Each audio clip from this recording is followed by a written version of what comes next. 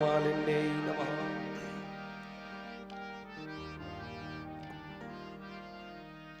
सर्वोपचारार्थे गन्धाक्षपुष्पाणिं च समर्पयामि।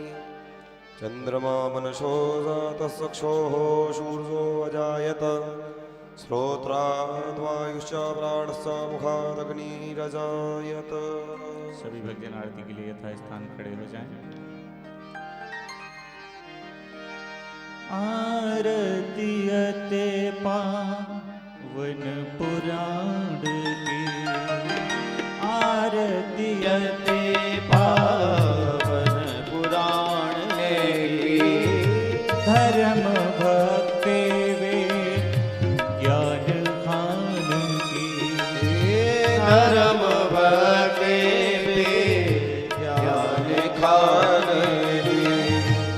आरती अति पावन पुराण की, आरती अति पावन पुराण की, धर्म भक्ति वेद ज्ञान खान की, धर्म भक्ति वेद ज्ञान खान की। महापुराण भागवत निर्मल, महापुराण भागवत निर्मल, शुक मुख विगलित निगम कल्प फल, मुख विगलित निगम कल्प फल, परमानंद सुदारसमय कल, परमानंद सुधारसमय फल।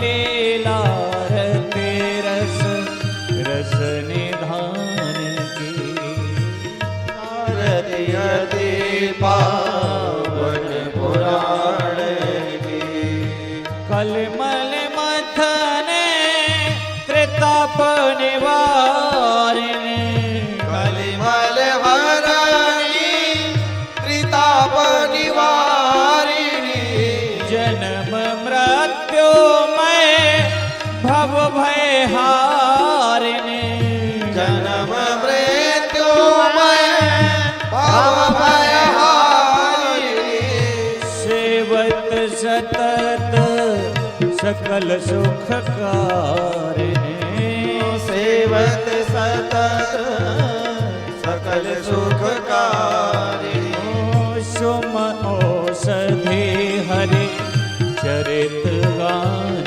की, आरती अति पावन पुराण की, विषय विलास विमोह विनाशिनी, विषय विलास विमोह विलासिनी, विमल विराग विवेक विकासिनी, विमल विराग विवेक विकासिनी, भगवत तत्व रहस्य प्रकाशिनी, भगवत तत्व रहस्य प्रकाशिनी, परम ज्योति परमात्म ज्ञान की, आरती अति पावन पुराण की, परमहंस मुनि मन उल्लासिनी, परमहंस मुनि मन उल्लासिनी, रसिक हृदय रस रास विलासिनी, रसिक हृदय रस रास विलासिनी, मुक्ति मुक्ति रते प्रेम सुधासिनी, भोगे मुक्ति रति प्रेम सुदासिनी, कथा अकिंचन प्रिय सुजान की, आरती अति पावन पुराण पुराण की। धर्म भक्ति वे ज्ञान खान की। धर्म भक्ति वे ज्ञान खान की। आरती अति पावन पुराण की। आरती अति पावन पुराण की। धर्म भक्ति वे ज्ञान खान की। धर्म भक्ति वे ज्ञान खान की। आरती अति पावन पुराण की। आरती अति पावन पुराण की। धर्म भक्ति वे ज्ञान खान की। धर्म भक्ति वे ज्ञान खान की। आरती अति पावन पुराण की। आरती अति पावन पुराण की। धर्म भक्ति विज्ञान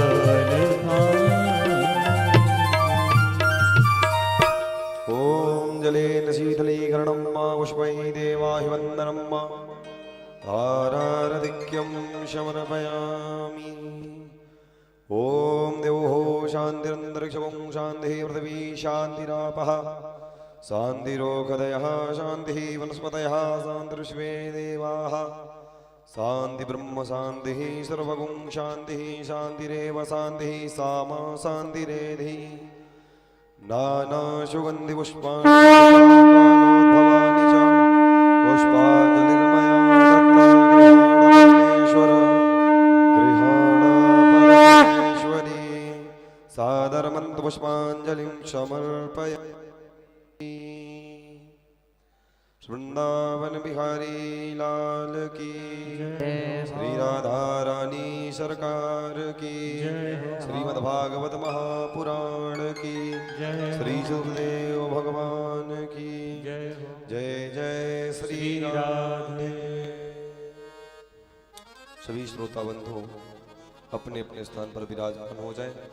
पूज्य महाराज श्री के मुख से बहने वाली श्रीमद् भागवत भागीरथी की गंगा हम सभी लोग श्रवण कर अपने जीवन को कुटुंब बनाएं। जय श्री राधे, जय श्री कृष्ण।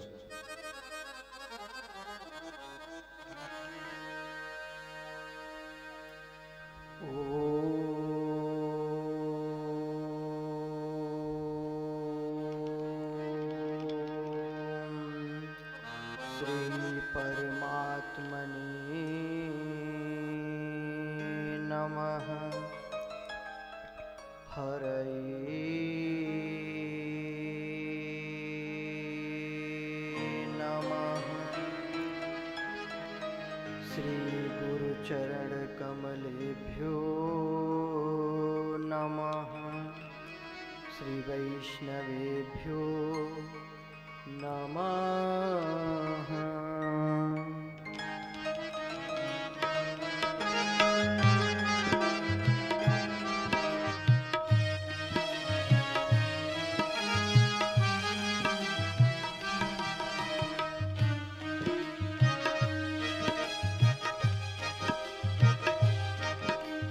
सच्चिदानंद रूपाय विश्वोत्पत्त्यादिहेतवे। सच्चिदानंद रूपाय विश्वोत्पत्त्यादिहेतवे। तापत्रय विनाशाय श्रीकृष्णाय वयं नमः। श्रीकृष्णाय वयं नमः। श्रीकृष्णाय वयं नमः।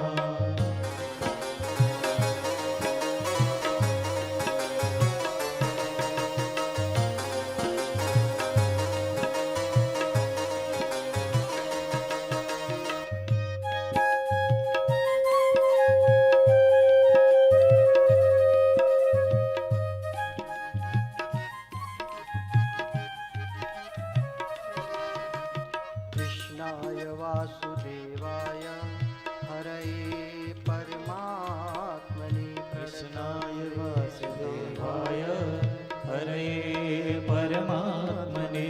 प्रणतक्लेशनाशाय गोविन्दाय नमो नमः। गोविन्दाय नमो नमः। गोविन्दाय नमो नमः।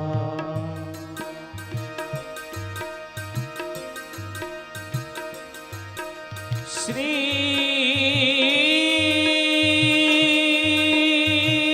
राधे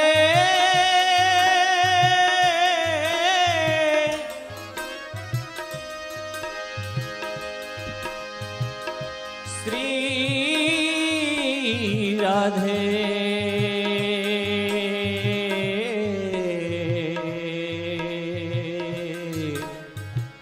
श्री राधे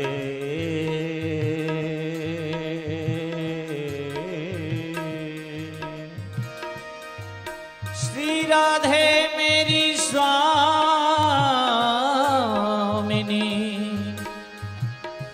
मैं राधे जू को दास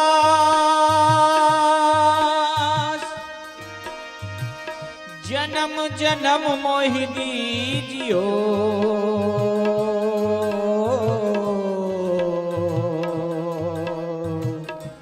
ब्रज वृंदावन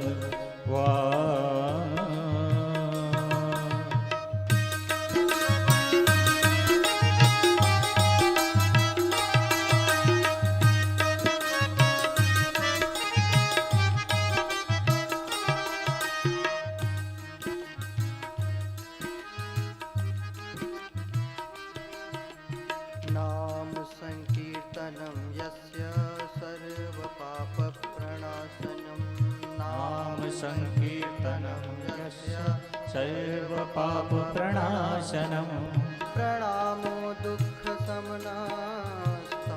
नमामि हरिं परं तं नमामि हरिं परं तं नमामि हरिं परं तं नमामि हरिं परं तं नमामि हरिं परम्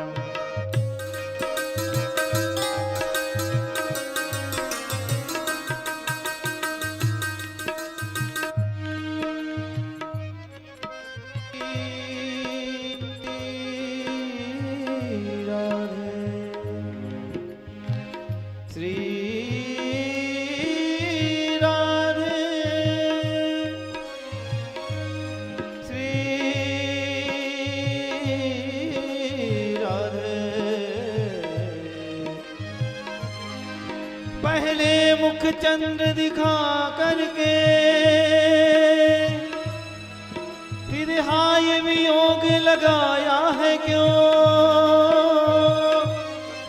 चरणामृत स्वाद चखा करके विष का फिर प्याला पिलाया है क्यों एक ही बार हंसा करके इस भांति सदैव रुलाया है क्यों इस भांति सदैव रुलाया है क्यों इस भांति सदैव रुलाया है क्यों मन में जब मोह नहीं रखते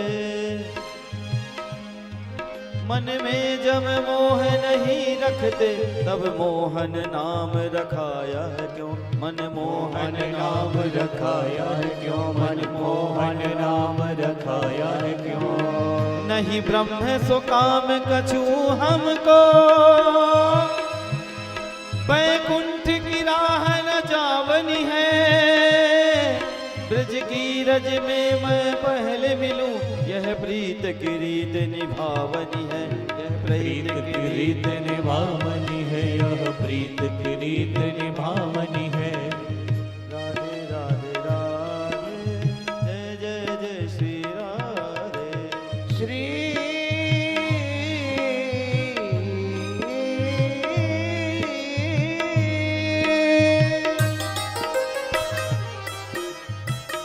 बाहों छुड़ाए जाते हो निवल जान के मोए हृदय से जब जाओगे सबल समझो तो मैं सबल समझूंगो तो सबल समझूंगो तो राधे राधे राधे जय जय जय श्री राधे राधे राधे राधे जय जय जय श्री राधे राधे राधे राधे जय जय जय श्री राधे राधे राधे राधे जय जय जय श्री राधे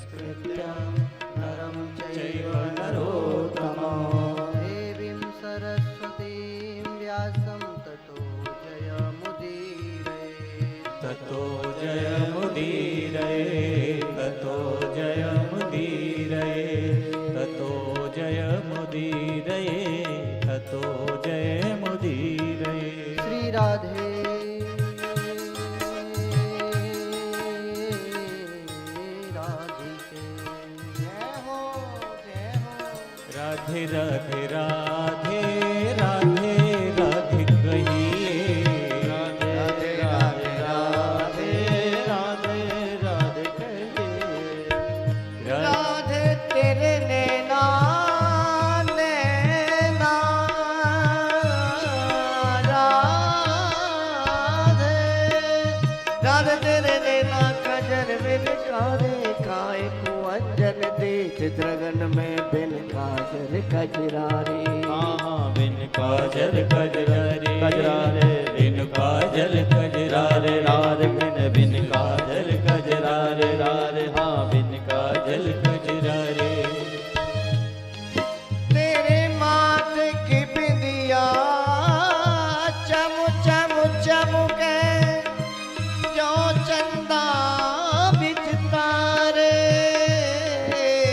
श्यामा सखी कोट जीवन तो पे जगमत वारे राध तेरे नैना कजर बिनकार राध तेरे नैना चरणन तारे राधे तेरे नैना कजर चरणन तारे राधे तेरे नैना कजर बिन कारे यं प्रव्यजन्तमनुपेतमपेतकृत्यं दैपायनो विरकातर आजुहाव पुत्रेति तन्मयतया सर्वोभिने दुस्तं सर्वभूतहृदयं मुनिमानतोऽस्मि मुनिमानतोऽस्मि मुनिमानतोऽस्मि मुनिमानतोऽस्मि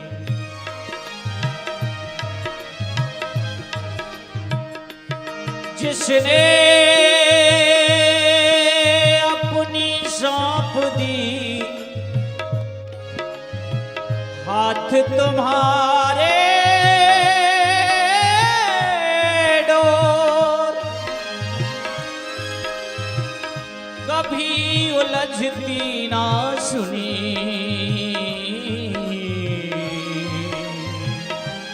उसकी नंद किशोर लागी लगन मोरी लागी लगन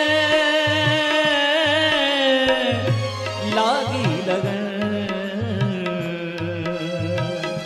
लागी लगन हरि जी मोरी लागे लगन मत तोड़ना हरि जी मोरी लागे लगन मत तोड़ना लागी लगन मत तोड़ना है लागी लगन मत तोड़ना लागी लगन मत तोड़ना हरि जी मोरे लागे लगन मत तोड़ना जी मोरी लागी लगन मत तोड़ना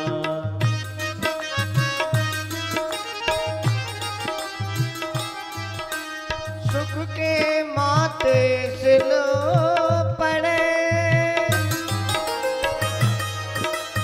सुख के माते सिल पड़े जो हरि हृदय से जाए बलिहारी वा दुख को पल पल नाम जपाए हो पल पल नाम जपाए जपाए पल पल नाम जपाए पल पल नाम जपाए पल पल नाम जपा राधे राधे राधे राधे राधे कहिए राधे राधे राधे राधे राधे कहिए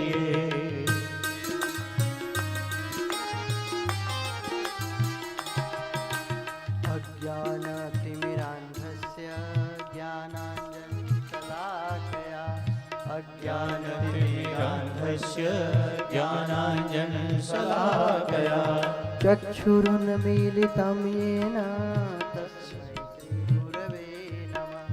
तस्मै श्रीगुरवे नमः तस्मै श्रीगुरवे नमः पाधानी रे सा रे सा रे सा रे सा रे सा पाधानी रे सा मा ग रे सा मा ग मा माधानी धानी रे सा गा रे सा मा गा रे सा नी दा माधानी धा मा पा धा गा मा रे सा। ओ वृंदावन में धेनु चरावे बंसी बजावे गिरधारी बंसी बजावे गिरधारी। ओ तुम बिन मोरी कौन खबर रे गोवर्धन गिरधारी गोवर्धन गिरधारी। राधे राधे राधे जय जय जय श्री राधे राधे राधे राधे जय जय जय श्री राधे। वाञ्छाकल्पतरुभ्यश्च कृपा सिन्धुभ्यैव च वाञ्छाकल्पतरुभ्यश्च कृपा सिन्धुभ्यैव वाञ्छाकल्पतरुभ्यश्च कृपा सिन्धुभ्यैव च पतितानां पावनेभ्यो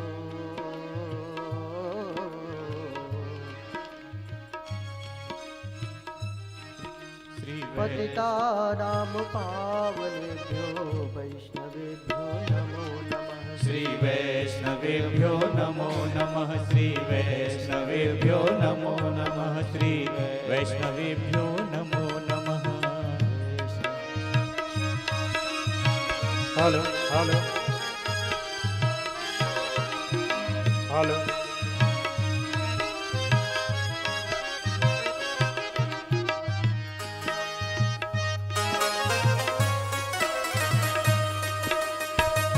बंसी मदन गोपाल की बाजी गैर कबीर कृष्णदास बाजत सुनी श्री यमुना के तीर तीर। श्री यमुना के तीर तीर श्री यमुना के तीर तीर श्री यमुना के तीर। मोहन ने नाप के नौका के आकार जो जमीन में रम गयो सो जन है गयो पार पार सोजन है गयो पार पार हाँ सोजन है गयो पार। सीताराम सीताराम सीताराम कहिए सीताराम सीताराम सीताराम कहिए। राधे श्याम कहिए। लगन तुमसे हेलो हेलो लगन तुमसे लगा बैठे जो होगा देखा जाएगा जो होगा देखा जाएगा। तुम्हें अपना बना बैठे जो होगा देखा जाएगा जो होगा देखा जाएगा जो होगा देखा जाएगा। कभी दुनिया से डरते थे जो छुप छुप याद करते थे जो छुप छुप याद करते थे जो छुप छुप याद करते थे।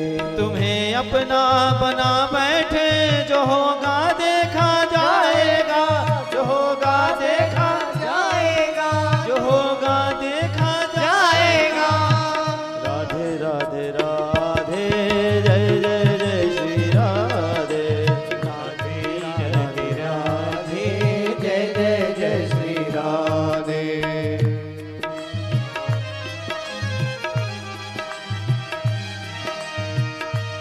ले जा रे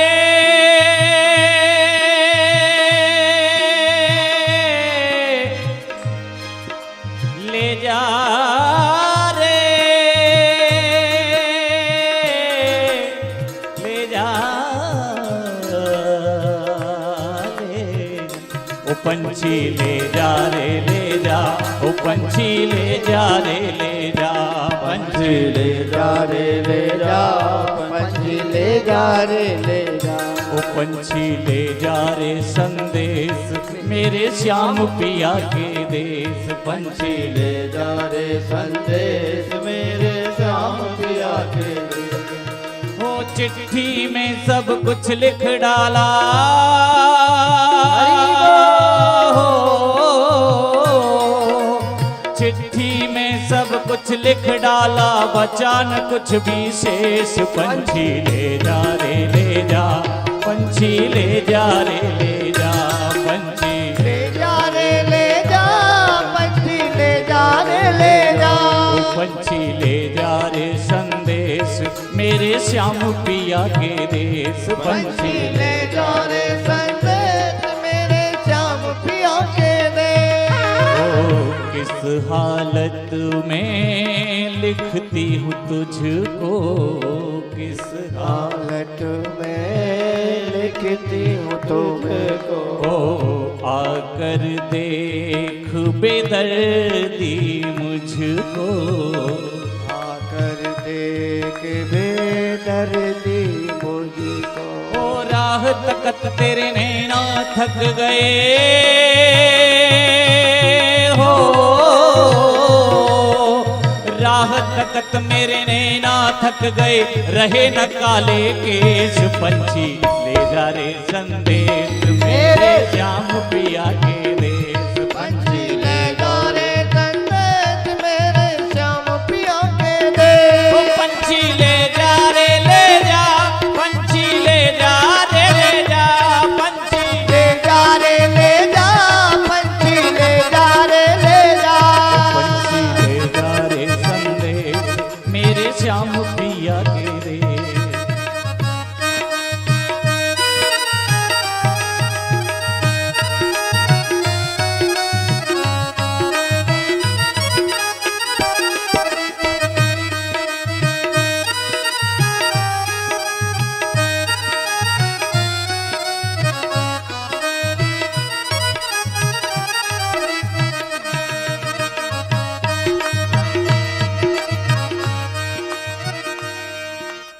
जय जय श्री राधारमण, जय जय नवल किशोर। जय जय श्री राधारमण जय जय नवल किशोर। जय गोपी चित चोर प्रभु, जय गोपी चित चोर प्रभु। जय जय माखन चोर प्रभु मेरे जय जय माखन चोर, हरि मेरे जय जय माखन चोर। कागज में मैंने साफ लिखा है, कागज में मैंने साफ लिखा है। ओ जीवन तेरे नाम लिखा है, जीवन तेरे नाम लिखा है। ओ तेरी खातिर जोगन बन गई हो, तेरी खातिर जोगन बन गई, तेरी खातिर जोगन बन गई, बना जोगिया भेष। पंछी ले जा रे ले जा, ओ पंछी ले जा रे ले जा, पंछी ले जा रे ले जा, पंछी ले जा रे ले जा। ओ पंछी ले जा रे संदेश मेरे श्याम पिया के देश। पंछी ले जा रे संदेश मेरे श्याम पिया के देश। वो चिट्ठी में सब कुछ लिख डाला हो, चिट्ठी में सब कुछ लिख डाला बचा न कुछ भी शेष। पंछी ले जा रे ले जा, ओ पंछी ले जा रे ले जा, पंछी ले जा रे ले जा, पंछी ले जा रे ले जा। अरे टूट गए माला के मोती, टूट गए माला के मोती। ओ सूख रही नैनों की ज्योति, सूख रही नैनों की ज्योति। ओ द्वारे से तुझ खड़ी पुकारूं,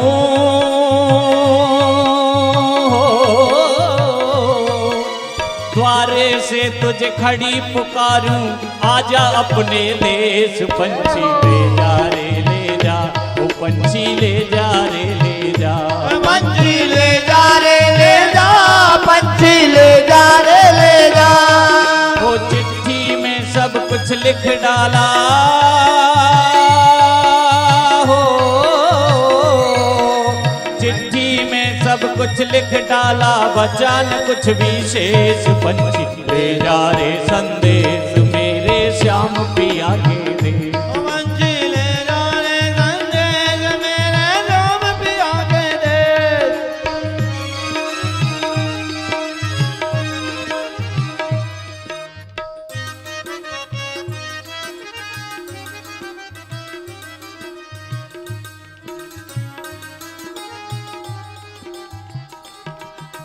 श्याम सलोने सांवरे नटखट नटवर आप। श्याम सलोने सांवरे नटखट नटवर आप। मायापति करुणा निधे हरहु विसंभवताप।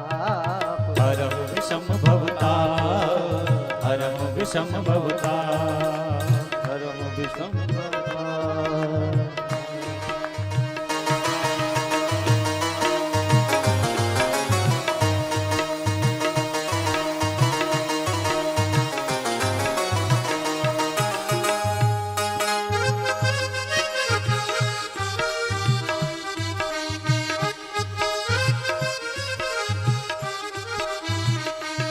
इन पागल दिमागों में भरे हुए पागलपन के लच्छे हैं। हम पागल ही रहने दो, हम तो पागल अच्छे हैं। हम तो पागल अच्छे हैं, हम तो पागल अच्छे हैं। श्री राधे राधे।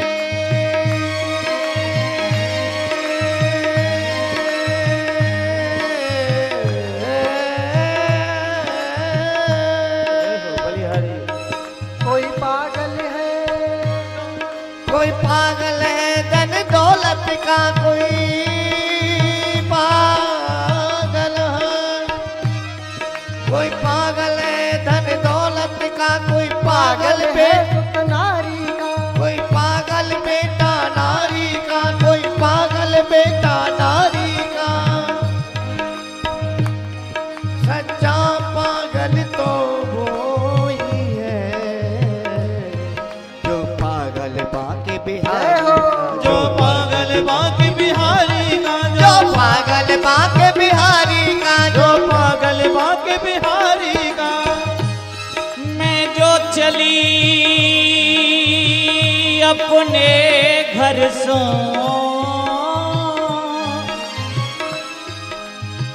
इतनंद को लाल फिरावत डोरी। मथुरा की सकरी सी गलीन में उलझ गई बाकी रेशम डोरी। उलझ गई बाकी रेशम डोरी, उलझ गई बाकी रेशम डोरी। अब मैं जो चली सुलझावन को,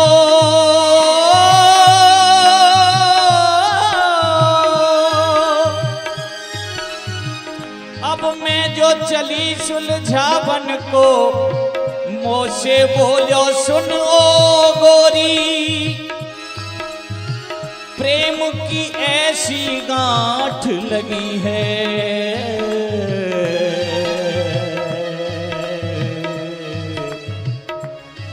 न टूटत गांठ न टूटत डोरी। टूटत गांठ न टूटत डोरी, टूटत गांठ न टूटत डोरी। हाय बिरज की गलियन में, बिरज की गलियन में, हाय बिरज की गलियन में, बिरज की गलियन में। तुम तो रटोंगी राधा राधा नाम बिरज की गलियन में। मैं तो रटूंगी राधा राधा नाम बिरज की गलियन में।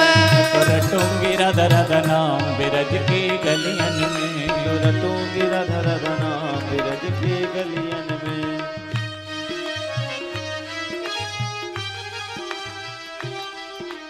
कृपा करो हे राधिके भरो प्रेम की रंग।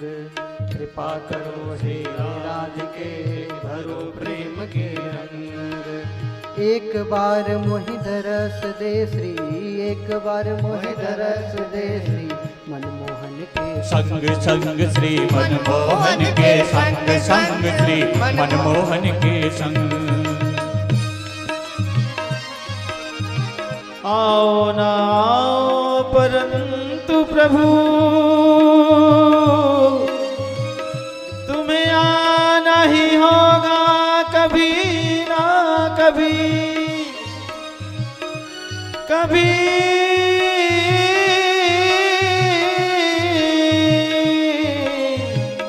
कभी ना कभी। यदि हो भक्त वत्सल प्रभु सांवरे तुम्हें मुस्काना ही होगा कभी ना कभी, मुस्काना ही होगा कभी ना कभी, मुस्काना ही होगा कभी ना कभी। पहना पट पीत मनोहर जो लहराना ही होगा कभी ना कभी। भर उलझो में अंतर ऐसा में तुम्हें सुलझाना ही होगा कभी ना कभी, सुलझाना ही होगा कभी ना कभी, सुलझाना ही होगा कभी ना कभी। प्रेम प्रेम सब कोई कहे, प्रेम प्रेम सब कोई कहे, प्रेम प्रेम प्रेम सब कोई कहे, प्रेम न जाने कोई। शीश हाथ काटे धरे प्रेम कहाँ बेसोए। प्रेम कहावे सो, प्रेम कहावे सो। सीताराम सीताराम सीताराम कहिए, सीताराम सीताराम सीताराम कहिए। ओ राधे श्याम राधे श्याम राधे श्याम कहिए, ओ राधे श्याम राधे श्याम राधे श्याम कहिए। सीताराम सीताराम सीताराम कहिए, सीताराम सीताराम सीताराम कहिए। सीताराम सीताराम सीताराम कहिए। निज सद्गुरु के पद कमल करता मन ही प्रणाम। निज सद्गुरु के पद कमल करता मन ही प्रणाम। मैं सेवक हूँ बावरा, मैं सेवक हूँ बावरा, नामदास श्रीकांत। नामदास श्रीकांत कांत, नामदास श्रीकांत कांत, हाँ नामदास श्रीकांत। राधे राधे राधे जय जय जय श्री राधे। राधे राधे राधे जय जय जय श्री राधे। राधे राधे राधे जय जय जय श्री राधे। राधे राधे राधे जय जय जय श्री राधे। राधे राधे राधे जय जय जय श्री राधे। राधे राधे राधे जय जय जय श्री राधे। राधे राधे राधे जय जय जय श्री राधे। राधे राधे राधे जय जय जय श्री राधे। राधे राधे राधे जय जय जय श्री राधे। राधे से गाइए दोनों हाथ राधे। जय जय श्री राधे। राधे राधे राधे जय जय जय श्री राधे। राधे राधे राधे जय जय जय श्री राधे। राधे राधे राधे जय जय जय श्री राधे। राधे राधे राधे जय जय जय श्री राधे। राधे राधे राधे जय जय जय श्री राधे। राधे राधे राधे जय जय जय श्री राधे। राधे राधे राधे जय जय जय श्री राधे। राधे राधे जय जय जय श्री राधे। श्री राधे राधे राधे जय जय जय श्री राधे। राधे राधे राधे जय जय जय श्री राधे। श्री राधे राधे राधे जय जय जय श्री राधे। राधे राधे जय जय श्री राधे।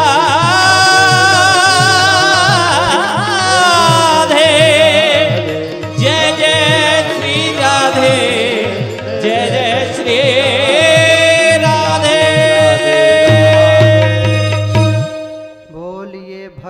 वत्सल भगवान की जय हो, राधा रानी सरकार की जय हो, भागवत भगवान की जय हो, व्यास जी महाराज की जय हो, परीक्षित महाराज की जय हो, सुखदेव जी महाराज की जय हो, सूत जी महाराज की जय हो, सनकादि ऋषियों की जय हो, शौनकादि ऋषियों की जय हो, गोकर्ण जी महाराज की जय हो, उद्धव जी महाराज की जय हो, दुर्गे मैया की जय हो, शंकर भगवान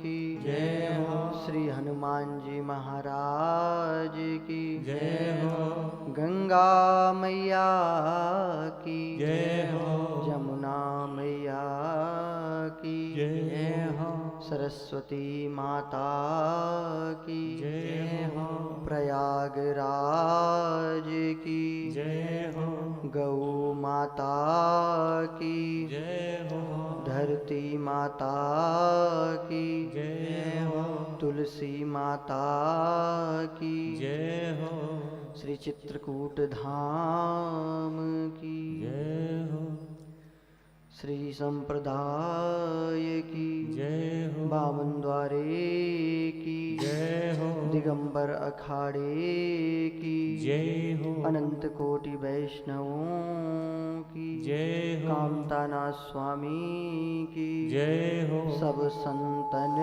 की जय हो, सब भक्तन की जय हो, श्री सद्गुरुदेव भगवान की जय जय श्री राधे जय जय श्री राधे जय जय श्री राधे नमः पार्वती पतये हर हर महादेव।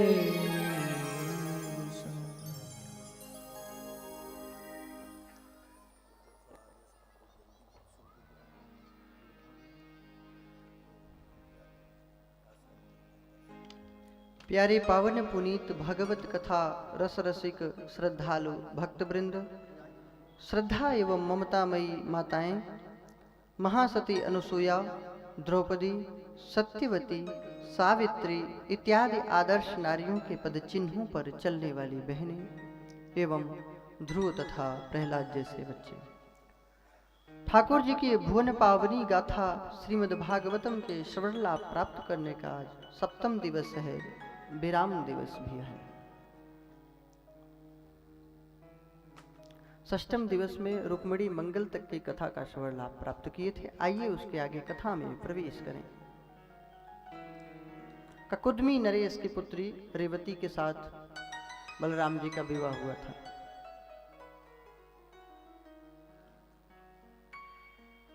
बाकी रुक्मिणी जी का विवाह ठाकुर जी के साथ हुआ, यह प्रसंग आप लोगों ने श्रवण ही किया। इन्हीं के पुत्र प्रद्युम्न जी हुए, जो साक्षात कामदेव के अवतार थे। जब भगवान शिव ने काम को भस्म कर दिया था, शरीर रहित हो गया था, तो फिर अनुनय विनय किया, याचना किया, तो भगवान ने कहा कि द्वापर युग में वैवस्वत मनवंतर के 28वें द्वापर के अंत में जब भगवान नारायण श्री कृष्ण के रूप में धराधाम में प्रकट होंगे, तो उनके पुत्र के रूप में तुम प्रकट होगे, तब तुम्हें शरीर की प्राप्ति हो जाएगी। तो वे ही कामदेव प्रद्युम्न के रूप में प्रकट हुए। इनके द्वारा संबरासुर के उद्धार की कथा है। भगवान द्वारिकापुरी में शोभित हो रहे हैं। एक दिन की बात है, भगवान द्वारिकाधीश सिंहासन पे आरूढ़ थे। सभा लगी हुई थी, मंत्रिमंडल सब लोग आपस में चर्चा कर रहे थे। उसी समय की बात है, एक सत्राजित यादव आया। इसने गले में एक दिव्य मणि धारण की हुई थी। उसका नाम था स्यमंतक मणि।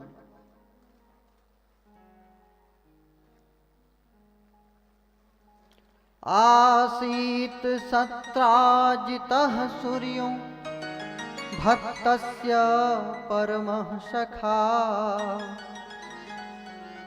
प्रीतस्तस्मै मणिं प्रादात् सूर्यस्तुष्टः स्यमन्तकम्।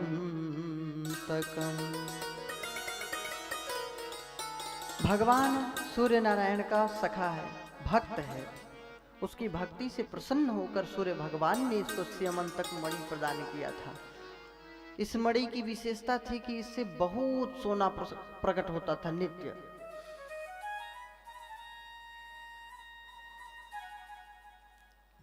उससे इसको किसी से कुछ मांगने की जरूरत नहीं पड़ती थी। तो जब उस दिव्य मणि को धारण करके सभा में उपस्थित हुआ तो लोग देखे कि इतना भयानक तेज कहां से आ रहा है प्रकाश। क्या सूर्य देव भगवान स्वयं धराधाम में प्रकट हो गए क्या? सब लोग आपस में चर्चा करने लगे कि लग रहा है सूर्य भगवान ही साक्षात प्रकट हो गए। भगवान श्री कृष्ण ने कहा, नहीं भाई, ये सत्राजित यादव है। सूर्य भगवान की कृपा से इसको एक स्यमंतक मणि प्राप्त हुई है। उसके प्रभाव से यह सूर्य के जैसा तेजस्वी जान पड़ता है। लोगों ने कहा फिर तो ये आपको दे दे तो अच्छा रहे। लोगों ने सत्राजित से कहा कि भाई, ये जो तुम मणि दिव्य धारण किए हुए हो, ये भगवान को दे दो तो लोक का कल्याण होगा। तुम क्या करोगे इस मणि को?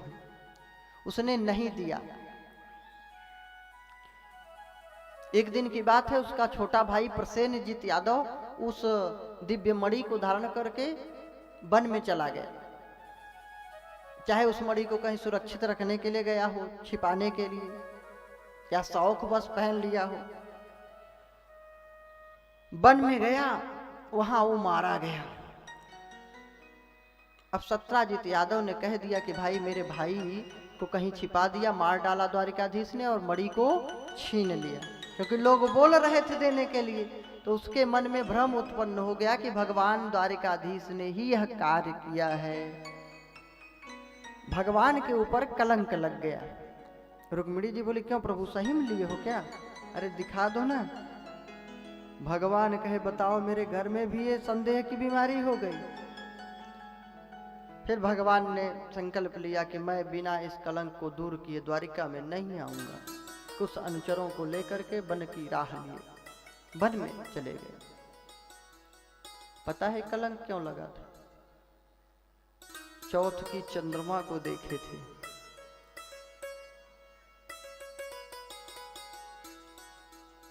भादो महीने के चौथ के चंद्रमा, शुक्ल पक्ष चौथ के चंद्रमा को देखने से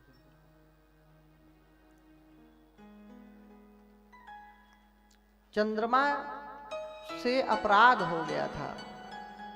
गुरु पत्नी बृहस्पति की पत्नी तारा के ऊपर कुदृष्टि हो गई थी इनकी। इसके कारण, इस अपराध के कारण उस दिन इनको जो देखता है तो कलंक लगता है।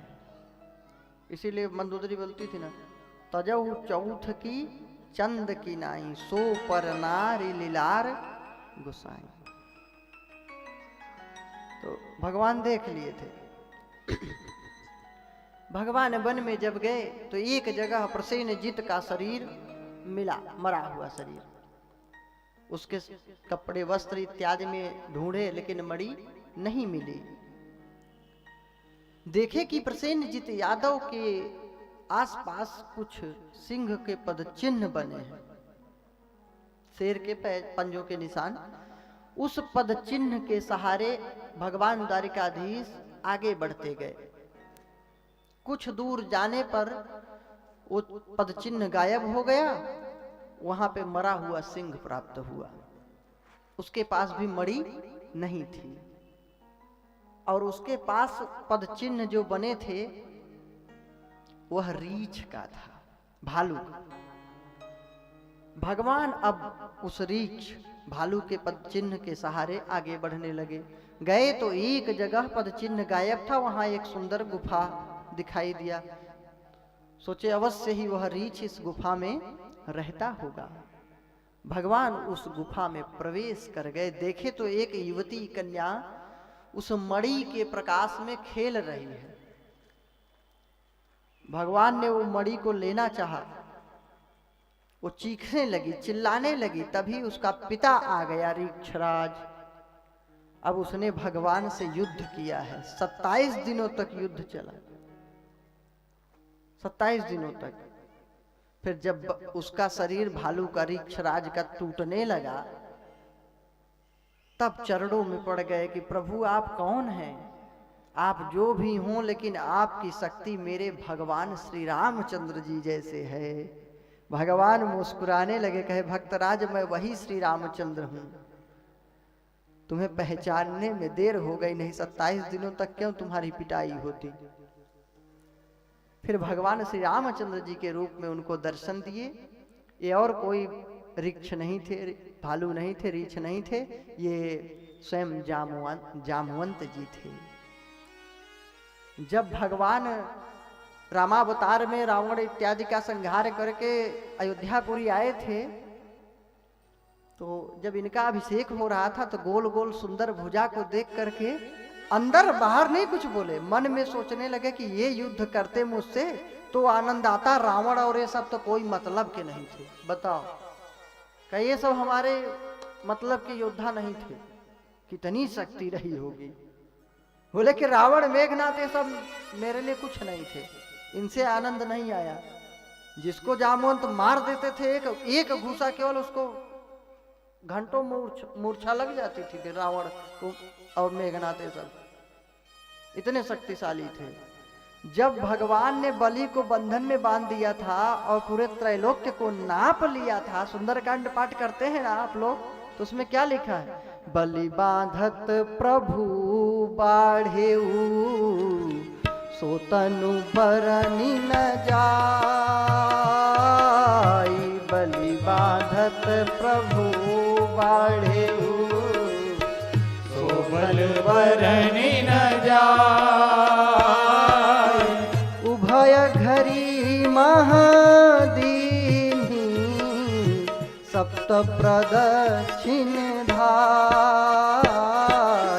सप्त प्रदक्षिण तो जब बलि को बांधे थे, भगवान ने विशाल रूप धारण किए थे, ब्रह्मांड को त्रैलोक्य को नाप लिए थे। उस समय इतने बलशाली थे कि भगवान की 7 प्रदक्षिणा किए।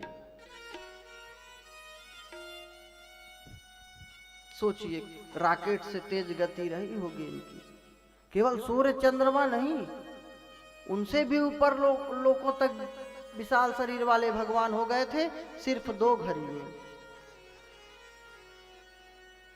अब एक भी घंटा नहीं, समझो 48 मिनट, क्यों 24 मिनट का एक घड़ी, तो 48 मिनट में 7, एक बार नहीं 7 बार प्रदक्षिणा किए। तो एक बार मान लीजिए 6 मिनट में, 7 मिनट में किए हूं। 6-7 मिनट में कितनी दूरी तय किए होंगे सोचिए। सूर्य चंद्रमा पृथ्वी सबका चक्कर, नवग्रह सबका लगा के आ गए एक बार 6 मिनट में। 7 मिनट 7 7 49, कितनी तीव्र गति थी इनकी।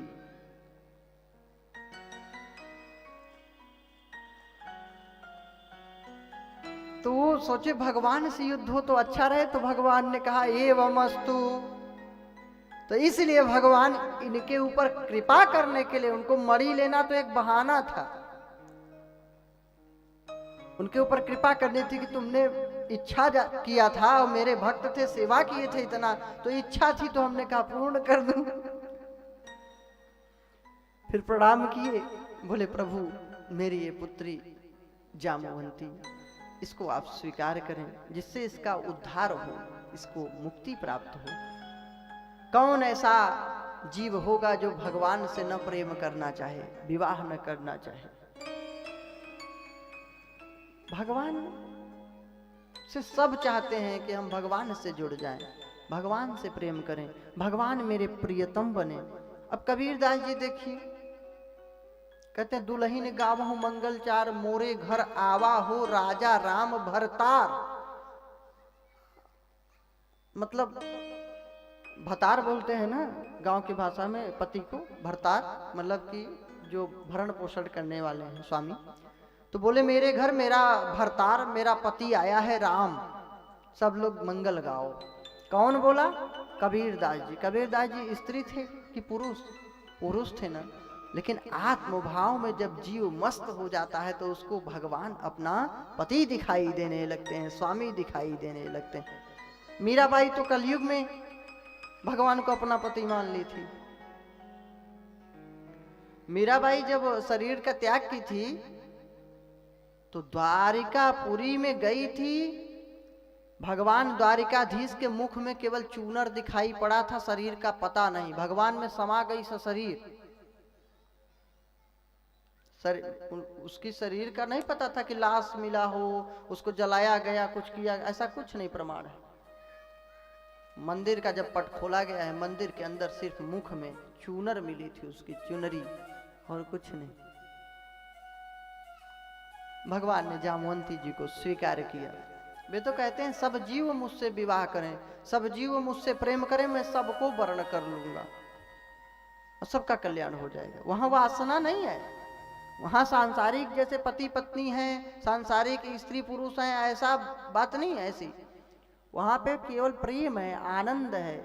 अब उसको बिना भक्ति के समझना कठिन है, समझाना भी कठिन है, क्योंकि वो आत्म तत्व में समझ में आ सकता है। शरीर से अगर संबंध रख के अगर सोचोगे तो वो समझ में बात नहीं आएगी, क्योंकि ये शरीर से ऊपर की स्थिति है। अब जो विषयों में विषयासक्त प्राणी है उसको समझ में नहीं आएगी, तो सोचेगा कि जो है हम जैसे हैं वैसे ही भगवान, जैसे हम विवाह शादी करके रह रहे हैं वैसे ही भगवान रहेंगे। तो ऐसी बात नहीं है। अब कितने विवाह हो गए भगवान के? 2, रुक्मिणी माता और जामवंती। सत्राजित को लाकर उसकी मणि प्रदान किए। सत्राजित ने सोचा मैंने झूठा ही कलंक लगाया था, फिर उसने अपनी पुत्री सत्यभामा का भगवान से विवाह कर दिया। अब कितनी रानियां हो गई? पटरानियां 3, रुक्मिणी, जामवंती और सत्यभामा।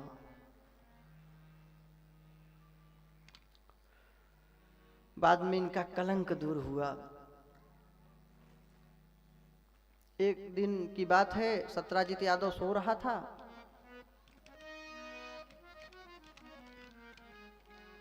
अक्रूर और कृतवर्मा के बहकाव में आके सतधनवा ने इनका उद्धार कर दिया। अब मणि अक्रूर जी लेके सर्वत्र घूमते हैं, खूब दान पुण्य करते हैं। जहां बारिश न होती हो, अकाल पड़ा हो, वहां पे अगर चले जाते हैं अक्रूर जी तो बरसात होने लगती थी। ऐसी इनकी तपस्या थी अद्भुत। भगवान ने समझ लिया है कि ये खूब दान पुण्य कर रहे हैं, तीर्थों में लग रहा है, इनको मणि प्राप्त है। भगवान ने उनको बुलाया है। सतधनवा का भगवान के द्वारा उद्धार भी होता है। फिर बाद में वो मणि को भगवान ने कहा बस दिखा दीजिए, नहीं तो मुझे कलंक लगेगा। तो दिखाए हैं, तब भगवान का कलंक दूर हुआ है। तो जो इस कथा को सुनता है या पढ़ता है, अगर चौथ की चंद्रमा को देख लिया है तो इस यमंतक मणि की कथा अगर सुन ले भगवान की, तो उसके कलंक का मार्जन हो जाता है। फिर तो महाराज मित्र वृंदा, कालिंदी, लक्ष्मणा, सत्या और भद्रा, ये 8 पतरानियां थी, मुख्य 8 पतरानियां थी भगवान की। इनके साथ विवाह का प्रसंग है।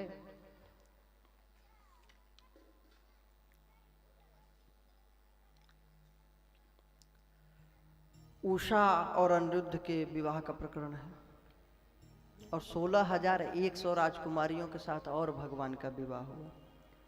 ये थी भौमासुर की बंदी राजकुमारी। भौमासुर जिसको नरकासुर भी कहते हैं, इसने 16,100 राजकुमारियों को बंदीगिरी में डाल रखा था। ये सब भगवान से प्रार्थना की कि प्रभु हम सबकी रक्षा करिए, केवल एकमात्र आप ही सहारा हैं और कोई सहारा नहीं। भगवान जाते हैं और दुष्ट राजा नरकासुर का उद्धार करके 16,100 राजकुमारियों को पालकी से बिठाकर रथ पे बिठा करके उनके घरों को भेजवा दिया है। लेकिन उनके माता पिता ने स्वीकार नहीं किया, भाई ने स्वीकार नहीं किया कि हमारे घर कोई पानी नहीं पिएगा, पता नहीं क्या किया कैसे, जबकि उन कन्याओं की कोई गलती नहीं थी। फिर बेचारी जब देखी कि माता पिता भाई नहीं स्वीकार कर रहे हैं तो आत्महत्या करने के लिए उद्यत हुई, तैयार हो गई कि अब तो जहर खा के मर जाना है, विष खा करके, या तो समुद्र में डूब के मर जाना है, नदी में कुएं में कूद के मर जाना है, लेकिन शरीर को रखना नहीं है। तब भगवान ने उन सब की रक्षा किया, कहा कि जिसको कोई नहीं स्वीकार करता उसको मैं स्वीकार करता हूँ, द्वारिका में अन्न वस्त्र की कमी नहीं है। तब भगवान ने विवाह किया। ऐसे रखते तो लोग फिर गलत सोचते, इसलिए उनको पत्नी रूप में स्वीकार किया। तो अब कितनी रानियां हो गई पटरानियां कुल मिलाकर के? 16,108।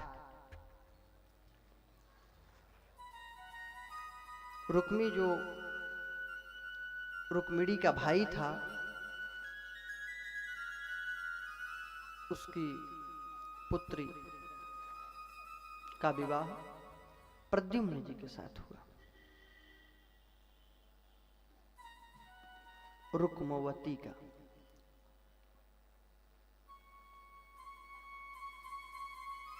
रुक्मी का फिर बलराम जी के द्वारा वध होता है, क्योंकि वो अपमान करता है दाऊ जी का। एक दिन की बात है, नारद जी पधारे द्वारिकापुरी में कि हमको तो एक भी विवाह नहीं करने दिए, बंदर का मुख और दे दिए। अच्छा, बंदर का मुख क्यों दिए थे पता है?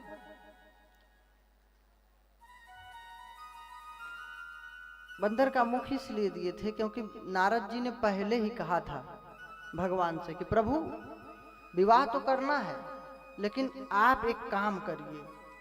बोले क्या? सब कुछ बोले, रूप सुंदर बना दीजिए, अपना रूप दे दीजिए, लेकिन बाद में क्या बोले? जही विधि होई नाथ हित मोरा, जिहि विधि होए नाथ हित मोरा, करहूं सो बेगी दास मैं तोरा, करहूं सुबेगे दास में तोरा, जही विधि होई नाथ हित मोरा, करहूं सो बेगी दास मैं तोरा। जिहि विधि होए नाथ हित मोरा, करहूं सबेगे दास में तोरा। तो क्या बोले थे? जही विधि होई नाथ हित मोरा। तो भगवान ने कहा जही विधि होई परम हित। तुम कह रहे हो हित हो जो, तो मैं कह रहा हूं तुम्हारा जिसमें परम हित होगा वह मैं करूंगा। भगवान के भक्त हैं, भक्त पुत्र के ही समान होता है, तो माता समान है लक्ष्मी जी, अब उनसे कैसे विवाह हो सकता है? तो ये हित तो न रहता, अहित की बात है, माता से विवाह पुत्र का कैसे होगा? तो फिर इसलिए भगवान ने कहा कि तुम्हारा परम हित इसी में है कि तुम्हें देखे ही न, लक्ष्मी जी देखे ही न तुम्हारी ओर।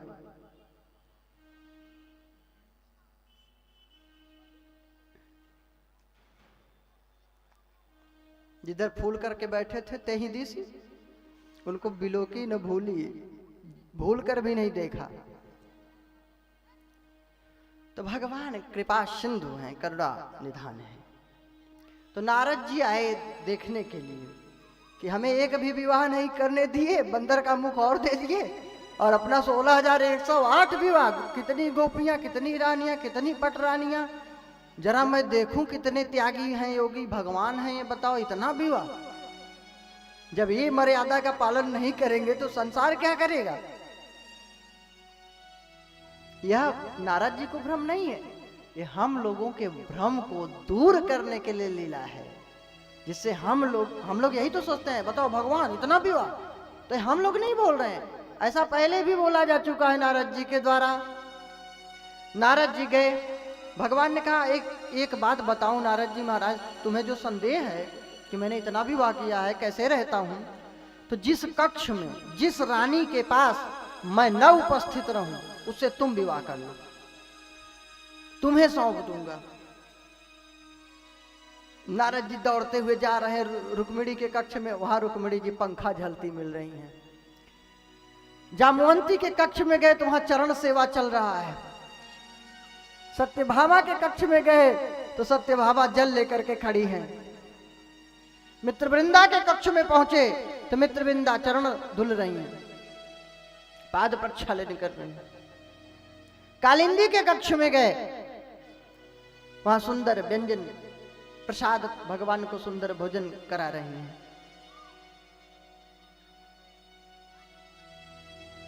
लक्ष्मणा के कक्ष में जब पहुंचे, वहां देख रहे हैं कि लक्ष्मणा जी ठाकुर जी राजकाज से आए हैं तो मुकुट इत्यादि को रख रही हैं।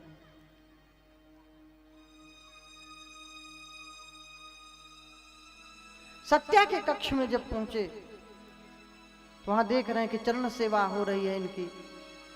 पादुका को अलग हटा हाथों से सुंदर रख दिया है सत्या ने। भद्रा के कक्ष में गए तो वहां ठाकुर जी उनके साथ क्रीड़ा कर रहे हैं, हास्य परिहास कर रहे हैं। सब जगह पूरे और 16,100 राजकुमारियों के अलग अलग दौड़ते जा रहे हैं। थक तो जाएंगे ही, इतना लंबा सफर, सबका कक्ष अलग अलग। महाराज सब जगह ठाकुर जी विद्यमान, यहां तक कि सब मंत्री मंडल से विचार विमर्श करते हुए भी भगवान दिखाई पड़े, दान पुण्य करते हुए भी भगवान दिखाई पड़े। चरणों में नारद जी पड़ गए, कहे प्रभु 16,108 नहीं, पूरे विश्व के ब्रह्मांड के जीव सब लोग आपको पति रूप में वर्ण कर ले तो सबके साथ आप लीला कर सकते हैं, क्योंकि आप भगवान हैं, आपके अंदर वासना नहीं है। चरणों में पड़ गए। इसीलिए है कि भगवान ने जो कहा है उसके अनुसार चलिए, भगवान ने जो किया है वो आपके बस की बात नहीं है। हाँ कि वो 7 वर्ष में गिरिराज जी को 21 किलोमीटर लंबे पहाड़ को एक अंगुली पे 7 दिनों तक उठा दिए, तो आप उठा सकते हो। 101 फण वाले कालिया के ऊपर नृत्य किए थे, आप 1 फण वाले सांप के ऊपर नृत्य कर सकते हो? नहीं कर सकते। भगवान शिव भोलेनाथ विष पान कर लिए तो आप कर लोगे? नहीं। लेकिन नहीं, गांजा भांग पिएंगे, कहेंगे बम बम भोले। हाँ, बूटी है, प्रसाद है। कितनी झूठ बात है। अरे पियो मरो, झूठ न बोलो। ये काहे को भगवान का प्रसाद झूठ बोलते फिरते हो? धूम्रपान भगवान कर रहे थे, गांजा भांग पीते हैं। भांग भगवान को धतूर भांग चढ़ाने का तात्पर्य है कि भगवान को विष पिए थे ना कल्याण के लिए, इसलिए लोग चढ़ा देते हैं। बाकी भगवान शंकर जी ये सब नशीली वस्तुओं का सेवन नहीं करते, केवल संसार के कल्याण के लिए विष को स्वीकार किया है। भांग गांजा नहीं पीते। जलधारा शिव प्रिय, बिल्व पत्र शिवालय। शिवालय में क्या अर्पण करना चाहिए? क्या भगवान को प्रिय है? बिल्व पत्र। और अगर राम राम लिख के बिल्व पत्र चढ़ा दिए तब तो क्या बात है। और जल की धारा जो ऊपर लटका देते हैं, बूंद बूंद गिरता रहता है ज्योतिर्लिंग पर, तो ये भगवान को बहुत प्रिय है। दुग्ध से अभिषेक करिए। और ये गांजा भांग के लिए नहीं आया है, फालतू की चीज, निरर्थक। गांजा भांग अगर चढ़ाने का है भी जहां, वहां इसका मतलब है कि आप उसको मत ग्रहण करिए। भगवान सांप लपेटे हैं, आप प्रसाद मानकर लपेट लीजिए। वो बासुकी नाग लपेटे हैं, तुम छोटा मोटा ही सांप कोई लपेट लो। कानों में बिच्छू लगाए हैं कुंडल की जगह, तो आप भी एक आध बिच्छू रखो कान पे। गंगा धारण किए हैं तो एक मटका जल ही रख लो खोपड़ी में, वो हमेशा से रखें, आप एक आध महीने ही रख लो। तो नहीं, ये प्रसाद नहीं है। सांप बिच्छू कोई प्रसाद है? तो गांजा भांग प्रसाद है, हाँ, क्योंकि पीना है। भैरवनाथ को शराब चढ़ा के बोलेंगे प्रसाद है भैरवनाथ का।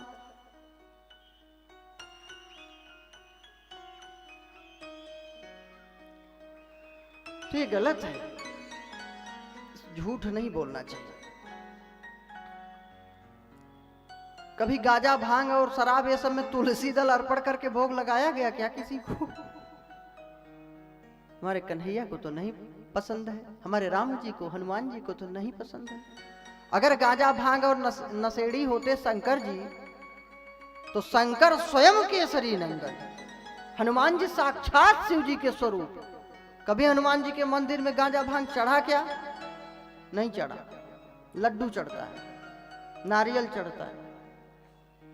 तो जब साक्षात शंकर जी स्वयं कलयुग में प्रकट रूप से विद्यमान है धराधाम में, आज भी मान्यता है कि हनुमान जी हैं भक्तों के रक्षा के लिए, कल्याण के लिए, आज भी प्रकट है धरती पे। भगवान उनको अपने साथ नहीं ले गए थे जब जा रहे थे साकेत धाम, बोले तुम्हें यहाँ रहना पड़ेगा, धर्म की रक्षा कौन करेगा, राम नाम का प्रचार प्रसार कौन करेगा? तो उनको गांजा भांग चढ़ता है? नहीं चढ़ता। तो ये सब गप की बातें हैं, फालतू बातें, फिजूल बातें, निरर्थक। नशा नहीं करना चाहिए। नशा करना है तो प्रेम और भक्ति की नशा करिए, और अगर कर भी रहे हैं तो शास्त्र को और धर्म को बदनाम न करें। बढ़िया बेलोपत्र चढ़ाइए और जल की धारा चढ़ाइए, दुग्ध से अभिषेक करिए जो भगवान को प्रिय है। गांजा भांग से भगवान नहीं प्रसन्न होंगे। लाग समाधि अखंड अपारा, युगों बीत जाते हैं उनकी समाधि जब लगती है। तो गांजा भांग समाधि में पीते हैं, और या तो समाधि में रहते हैं और या तो क्या करते हैं भगवान शिव जी, पार्वती मैया को कथा सुनाते हैं। राम कथा, कृष्ण कथा, उपदेश, ज्ञान सब शंकर जी भगवान से ही प्रकट हुए हैं ज्ञान। तो 20 या तो कथा सुनाते हैं और या तो समाधिस्थ रहते हैं, राम नाम के नशे में चूर रहते हैं। फिर कब नशा करते होंगे?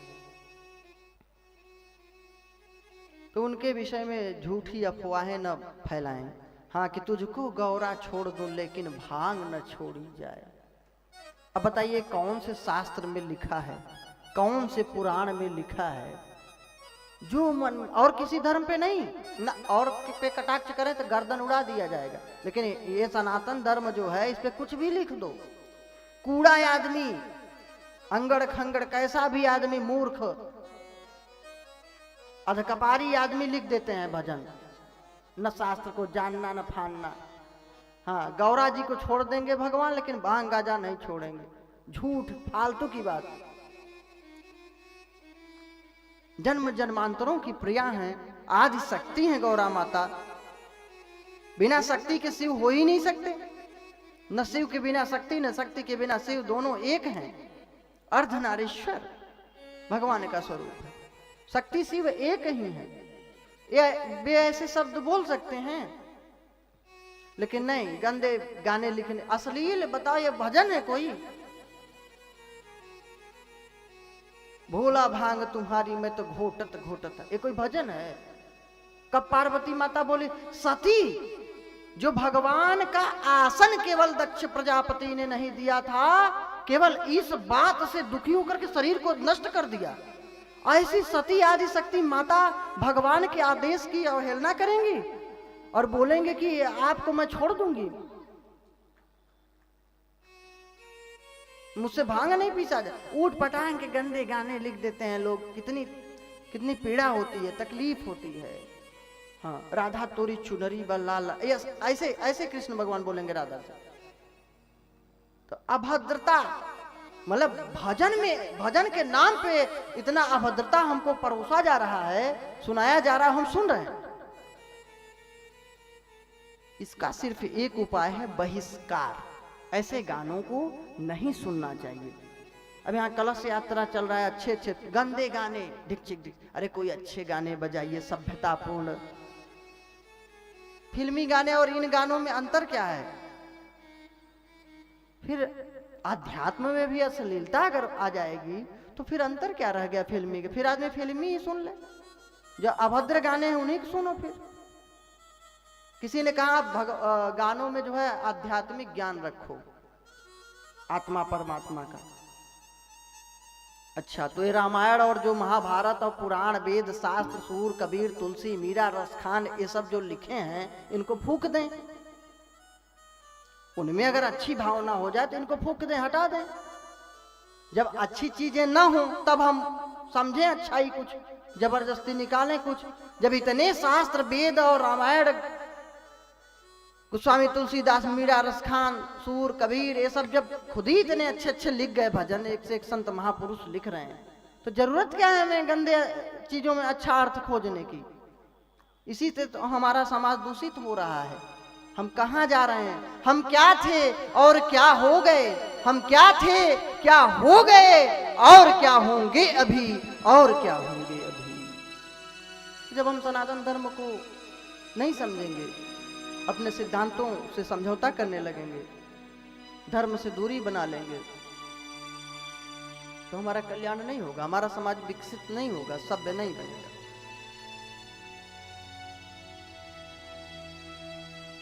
इसलिए हमें जागरूक होने की जरूरत है, तब हमारा समाज सभ्य होगा और कल्याणकारी होगा।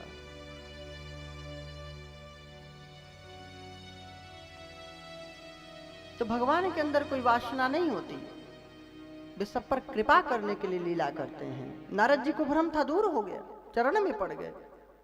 तो भगवान जो कहे हैं गीता जी में, रामायण के माध्यम से, उपदेश के माध्यम से, तो जो भगवान ने कहा है उसको करिए। भगवान जो किए हैं वो आपके बस की नहीं है, हमारे बस की नहीं है। वो सृष्टि की रचना करते हैं, भृगुटि विलास सृष्टि लय होई, ब्रह्मांड निकाया निर्मित माया, रोम रोम प्रतिवेद कहे। एक एक रोम में अनंत ब्रह्मांड समाये हुए, उनकी तुलना क्यों कर रहे हो? भगवान हैं,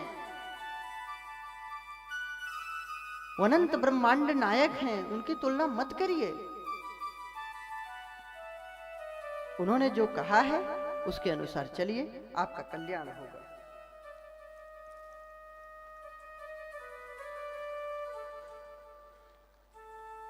आगे एक कथा आती है उषा के विवाह में। उषा अनिरुद्ध का विवाह होता है, बाणासुर के उद्धार की कथा। उसके 1000 भुजाएं थी, सभी भुजाओं को काट दिए भगवान। चूंकि राजा बलि का पुत्र था बाणासुर,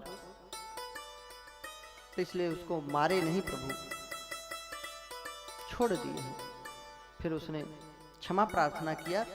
फिर उषा और अनिरुद्ध के विवाह का प्रसंग पूर्ण हुआ। उषा अनिरुद्ध का विवाह होता है। सांब का विवाह दुर्योधन की पुत्री लक्ष्मणा के साथ हुआ।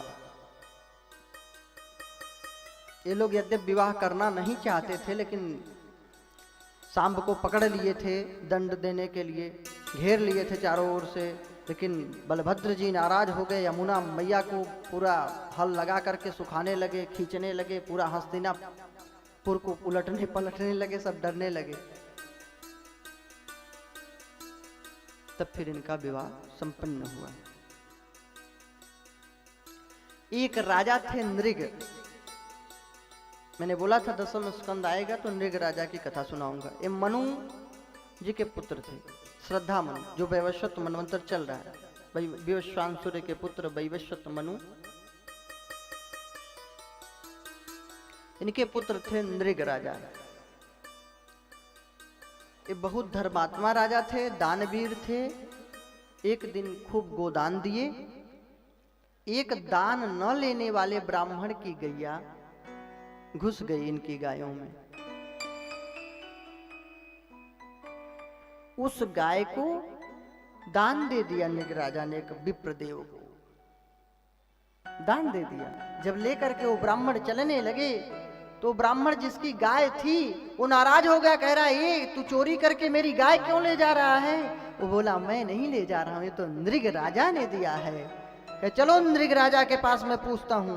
नृग राजा के पास आए, बोले महाराज आपने दान दिया था कि नहीं? बोले हाँ दिया था। ब्राह्मण बोला महाराज ये आपकी गाय नहीं है, मेरी गाय है। क्या आपकी गाय है? बोले मैं ध्यान नहीं दिया, मुझसे गलती हो गई, आपकी गाय है, मुझे क्षमा कर दीजिए, ऐसी जितनी चाहे गाय ले लीजिए, मुझे मालूम नहीं था। तो वो ब्राह्मण जिसकी गाय थी वो भी छोड़ के चले गए, और जिसको दान दिए थे वो भी नाराज होकर चला गया, नहीं लिया। बस केवल इतनी त्रुटि हुई थी इनसे। इस कारण जब इनका शरीर पूर्ण हुआ, धर्मराज के सामने लाए गए, तो धर्मराज ने कहा तुम्हारे जीवन में केवल अच्छे कर्म ही हैं, पुण्य तुमने किया है, एक त्रुटि रह गई है, तो पहले तुम पुण्य भोगोगे कि पाप। नृग राजा धर्मात्मा थे, ज्ञानी थे, उन्होंने कहा महाराज पुण्य तो बाद में भोग लेंगे, पहले पाप ही भोग लो, क्योंकि पुण्य भोगने के बाद, अगर सुख भोगने के बाद दुख आता है तो बहुत कष्टकारी होता है, कष्ट के बाद अगर सुख मिलता है तो बहुत आनंद देने वाला होता है। कहे तुम गर्दन हिलाते रह गए दोनों ब्राह्मणों के बीच, इसलिए गिरगिट बनोगे, लेकिन चिंता करने की बात नहीं है, तुम्हें भगवान की कृपा प्राप्त होगी। तो वही नृग राजा एक विशाल काय कुएं में बहुत विशाल शरीर वाले गिरगिट बने हैं। द्वारिकापुरी के बालक एक दिन खेलते खेलते वन में चले गए, वहां पर उस कुएं में झांकने लगे, अंधेरे कुएं में, गड्ढे में, तो देखा एक विशाल काय गिरगिट पड़ा हुआ है। निकालने की कोशिश किए लेकिन निकाल नहीं पाए। भगवान से आके बताए कि प्रभु इतना बड़ा गिरगिट हम लोग कभी नहीं देखे, ये विशाल गिरगिट लग रहा है। भगवान आए, भगवान का स्पर्श केवल प्राप्त हुआ गिरगिट को, गिरगिट शरीर खत्म हो गया और दिव्य शरीर धारण करके नृग राजा भगवत धाम को चले गए। बोलिए भक्त वत्सल भगवान की जय हो। एक राजा था पौंड्रक, नकली दो हाथ लगा लिया था, सुदर्शन नकली चक्र बनवा लिया था और शंख गदा ये सब लेके कहता था मैं भगवान हूं, बोलता था मेरी पूजा करो। जैसे आजकल कुछ लोग कहते हैं, हाँ किसी का नाम नहीं लेंगे, निंदा नहीं करेंगे, कुछ ऐसे परंपरा निकाले हैं लोग कि अब उनका भगवान की फोटो हटाइए, अब उनकी फोटो गले में टांगे घूमो, हाँ वही भगवान है, बाकी भगवान कुछ नहीं है। जब फोटो ही लटकाना है तो भगवान की लटकाइए। फिर मूर्ति पूजा नहीं मानते ये लोग ना, उसको ढोंग बताएंगे। मूर्ति पूजा को बोलेंगे कि ये सब कुछ नहीं, आत्मज्ञान है, ज्ञान है, भगवान प्रकाश स्वरूप है, निर्गुण निराकार है, लेकिन अब इनकी फोटो लटका के घूमो, ये मूर्ति नहीं है, उसमें क्या ये गुरु जी बैठे हैं? तो ऐसे ऐसे महापुरुष होते हैं। भगवान तो जेल में जन्म लेता है, प्रकट होता है और बाहर आ जाता है, लेकिन जितने ऐसे घंटाल गुरु हैं वो सब बाहर तो जन्म लेते हैं लेकिन जाते सब सलाखों के पीछे हैं। हाँ, अब बने भगवान, भगवान बनना कोई हंसी खेल तमाशा है क्या? भगवान के दास हैं, सेवक हैं, भक्त हैं, अच्छी बात है। गुरु का सम्मान करना चाहिए, पूजा करना चाहिए। भगवान से भी उनका महत्व अधिक माना गया है। भगवान स्वयं कहे हैं कि पिता का स्थान बहुत श्रेष्ठ होता है संसार में, उस पिता से भी 100 गुना ज्यादा स्थान माँ का होता है, उस माँ से भी 100 गुना ज्यादा स्थान होता है इष्ट देव का, जो आपके इष्ट हैं भगवान, और उस भगवान से भी 4 गुना श्रेष्ठ गुरु होते हैं। 4 गुना उनको महत्व देना चाहिए।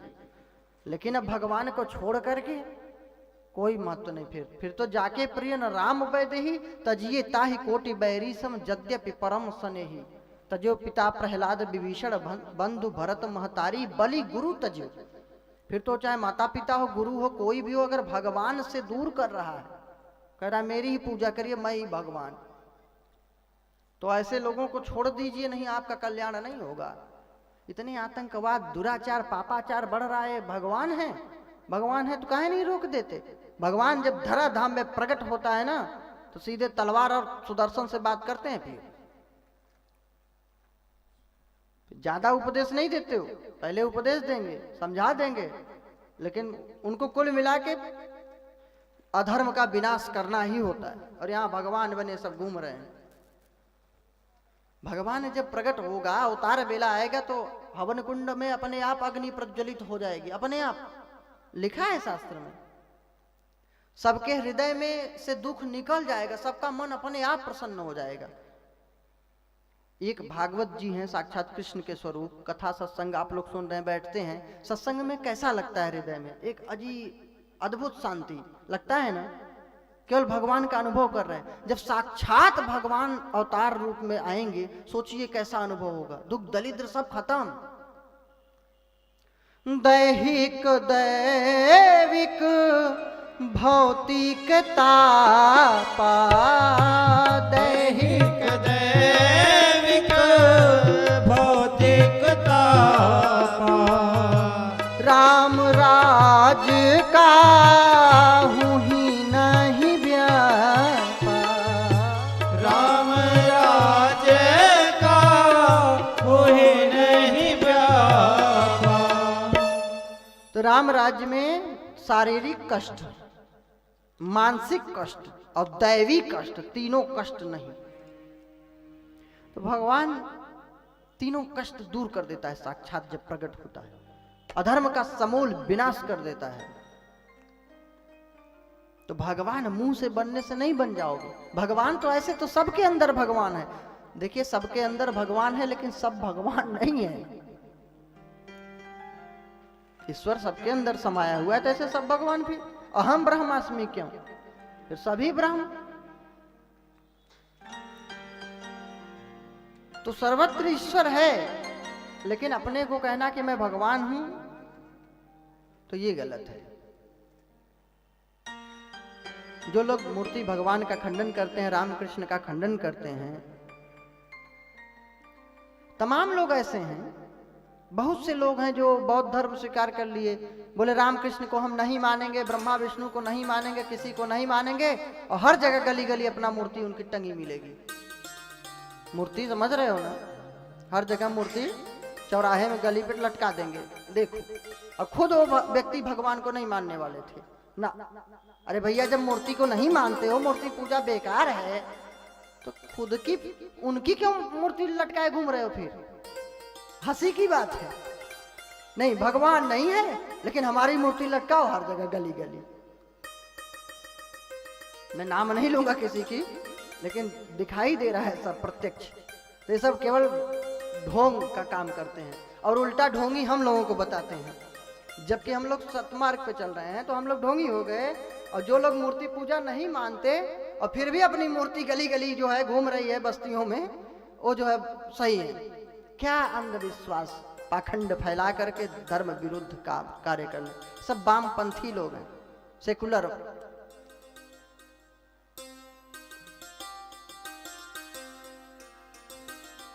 तो पौंड्रक भी अपने को भगवान समझता है। नकली 4 ठो भुजा हाथ लगा लिया, और नकली शंख चक्र और गदा भी बनवा लिया होगा दुकान से नकली। अब वो अपने को भगवान कहता है। भगवान ने कहा कि अभी पता चल जाएगा, असलियत छिप नहीं सकती, बनावट के वसूलों से खुशबू आ नहीं सकती, कभी कागज के फूलों से। भगवान के सामने कब तक ठहरेगा झूठ? भगवान ने सुदर्शन से उसका उद्धार कर दिया। कहा ठीक है, कौन असली है कौन नकली अभी पता चल जाएगी। उसने नकली अपना चक्र छोड़ा, नकली चक्र कहां तक दौड़ेगा। अब भगवान का सुदर्शन जब निकला, सब खत्म, उसकी मुंडी भी अलग, हाथ भी सब कट के अलग। बोलिए भक्त वत्सल भगवान की जय हो। काशीराज का उद्धार किए। और एक द्विविध बंदर है,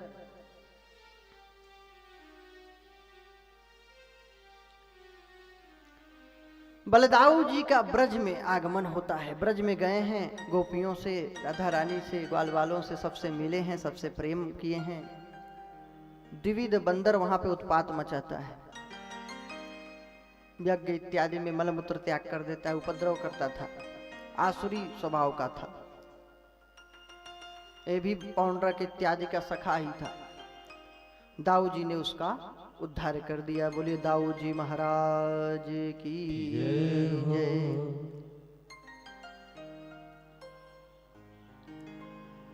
एक दिन की बात है, भगवान द्वारिकाधीश श्री कृष्ण सभा में विराज रहे हैं। 2 जगह से पत्र आया है। एक तो आया है इंद्रप्रस्थ से। इंद्रप्रस्थ कहाँ है? हाँ, पता है? नहीं। भारत की राजधानी क्या है? उस समय भी राजधानी इंद्रप्रस्थ थी, उसका नाम दिल्ली नहीं था, लेकिन उसका नाम था इंद्रप्रस्थ। युधिष्ठिर जी महाराज की राजधानी थी। आज भी राजधानी वही है।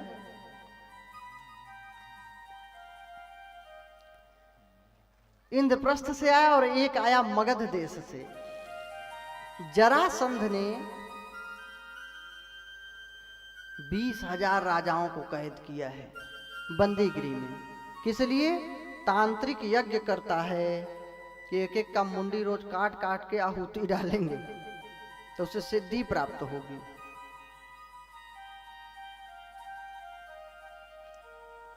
महाराज भगवान के पास सेवक लोग जब 2 पत्र लेके एक साथ आए तो भगवान उद्धव जी से बोले कि भाई एक बात बताओ, ये 2 जगह से निमंत्रण पत्र आया है, पहले किसके पास चले?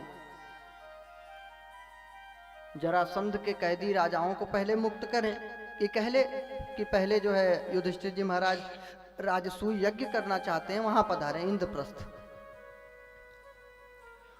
उद्धव जी बोले प्रभु आप तो युधिष्ठिर जी महाराज के पास चलिए, दोनों कार्य हो जाएंगे, क्योंकि राजसूय यज्ञ में सब काम राजा ही करेंगे। तो इतने राजा मिलेंगे कहां?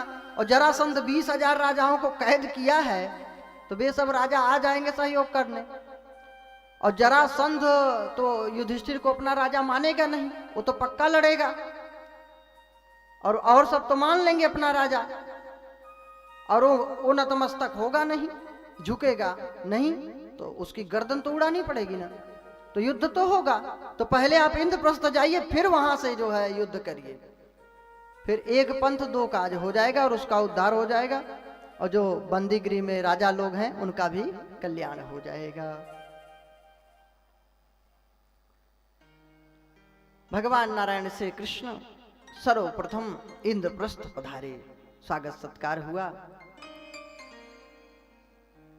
भीम अर्जुन को लेकर के भगवान गए मगध देश, क्योंकि वो तो झुकने वाला है नहीं। उसके पास जा करके बोले कि भिक्षाम देहि, ब्राह्मण का रूप बनाए। जरासंध देखा कि ये नकली कहाँ से आ गए ब्राह्मण, इनकी चाल ढाल तो योद्धा जैसे लग रही है। हाँ, कमांडो ट्रेनिंग लिए हुए हैं लग रहा है। इनकी चाल ढाल से तो छत्री लग रहे हैं, योद्धा लग रहे हैं। ब्राह्मण हवन करने वाले, पूजा पाठ करने वाले, इनके कंधे इतने बलिष्ठ कैसे हो गए? और इनके धनुष बाण का चिन्ह भी दिखाई पड़ रहा है। ये कोई छत्री हैं, हमें मूर्ख बनाने आए हैं। जरासंध बोला भिक्षा उक्षा कुछ नहीं मिलेगा, पहले सही बताओ तुम लोग हो कौन? तो कहे सही बता दें तो भिक्षा दोगे? बोले हाँ। तो बताए कि हम लोग क्षत्रिय हैं। भगवान बोले मैं नारायण श्री कृष्ण, मैं द्वारिकाधीश हूं, ये अर्जुन और ये भीम। तो क्या भिक्षा चाहते हो? युद्ध की भिक्षा। बोले ठीक है, लेकिन हम तुमसे तो युद्ध करेंगे नहीं द्वारिकाधीश, क्योंकि तुम भगोड़े हो, भाग गए थे। अर्जुन भी हमारे मतलब का नहीं है। ये भीम है कुछ ठीक ठाक, मैं भीम से लड़ूंगा। बोले तुम किसी से लड़ो तीनों में से, और एक की हार हम सब की हार हो जाएगी, मान जाएगी। अब भीम कोई साधारण थोड़ी थे, खूब लड़ते थे, पटकते थे, वो मरता ही नहीं था, तो करें क्या? 27 दिनों तक ये भी युद्ध चला। रात में भीम ने सोचा कि भैया कमंडल झोली उठाओ, भागो, ये रोज मारता हूं और ये मुझे पीटता है, ये मरता नहीं है, तो ये बेकार का काम है, धीरे से खिसक लो। भगवान श्री कृष्ण सो रहे थे, धीरे से निकलने लगे, दुपट्टा लगा, दुपट्टे का स्पर्श हुआ, भगवान जगे, ए भीम कहाँ जा रहा है? अरे प्रभु ये बहुत मार रहा है, मर नहीं रहा है, 27 दिनों से युद्ध हो गया है, अब मैं चला। तो बोले खाने में ही केवल तेज हो, युद्ध करो। कहे तो कैसे करूं, कैसे विजय प्राप्त करूं? कहे कल मैं बताऊंगा। फिर 28वें दिन युद्ध प्रारंभ हुआ। जब एक तिनकों को लिए हैं, उसको तोड़ करके दाएं भाग का टुकड़ा बाएं तरफ, बाएं भाग का टुकड़ा दाहिने तरफ, विपरीत दिशाओं में तोड़ के फेंक दिया। फिर भीम ने उसके पैर पे पैर रखा है और उसके पैर को पकड़ करके चीर डाला, दायां भाग बाईं तरफ, बायां भाग दाईं तरफ कर दिया, और सोई गोविंदाय नमो नमः। बोलिए भक्त वत्सल भगवान की जय हो। जरासंध जब हुआ था तो दो भाग में हुआ था। चंड कौशिक ऋषि ने आम का फल दिया था इनके पिता को, बृहद्रथ को, तो उन्होंने अपनी दोनों रानियों को आधा आधा भाग दे दिया। रानियों को दिया, वो आधा आधा भाग ले ले फल को, तो उसके प्रभाव से आधा आधा ही पुत्र जन्म लिया। जीवित था, अंग मरे नहीं थे, लेकिन फेंक दिए उनको जंगल में, गए आधा, इसको करेंगे क्या। वहां पे एक जरा नामक राक्षसी रहती थी, उसने तांत्रिक प्रयोग के द्वारा उन दोनों भागों को जोड़ दिया, तो संधि कर दिया, तो इसलिए जरा संध हो गया। ये रहस्य भगवान जानते थे कि दायां भाग दाईं तरफ, बायां भाग बाईं तरफ रहे, चाहे जितना काट डालो उसको फिर जुड़ जाता था। जब विपरीत दिशाओं में फेंका है तब उसका उद्धार हुआ है।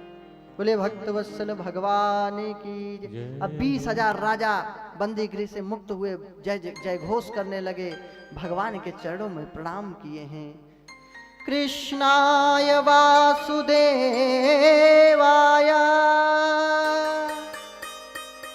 हरये परमात्मने प्रणतक्लेशनाशाय गोविंदाय नमो नमः। हे वासुदेव, हे श्री कृष्ण भगवान, हे हरि, हे परमात्मा, जो शरण में आए हुए हैं उनके समस्त क्लेश को आप नाश करने वाले हैं। हे गोविंद, आपको बार बार नमस्कार है, प्रणाम है। आपकी कृपा से हम लोग बंधन से मुक्त हुए। जो बंधन में हो, क्लेश में हो, तो वह इस श्लोक का पाठ करे, मंत्र का, तो उससे सद्य शीघ्र ही लाभ होता है। जल्दी कोई बंधन में हो, कुछ वैसे कार्य हों कानून, लेकिन आप धर्म पथ पे हो तो ये नहीं कि पाप करके बस जपे रहो तो कल्याण हो जाएगा, फिर नहीं कल्याण होने वाला। क्या रावण कम मंत्र पढ़ता था क्या शंकर जी का?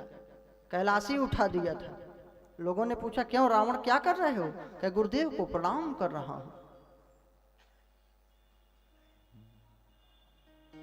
शंकर जी से लोगों ने पूछा प्रभु रावण कम आता है, आप ज्यादा लंका पहुंच जाते हैं, ऐसा क्यों करते हैं? अरे कहे कि वहीं ठीक है जाना, यहां आएगा उपद्रव करेगा।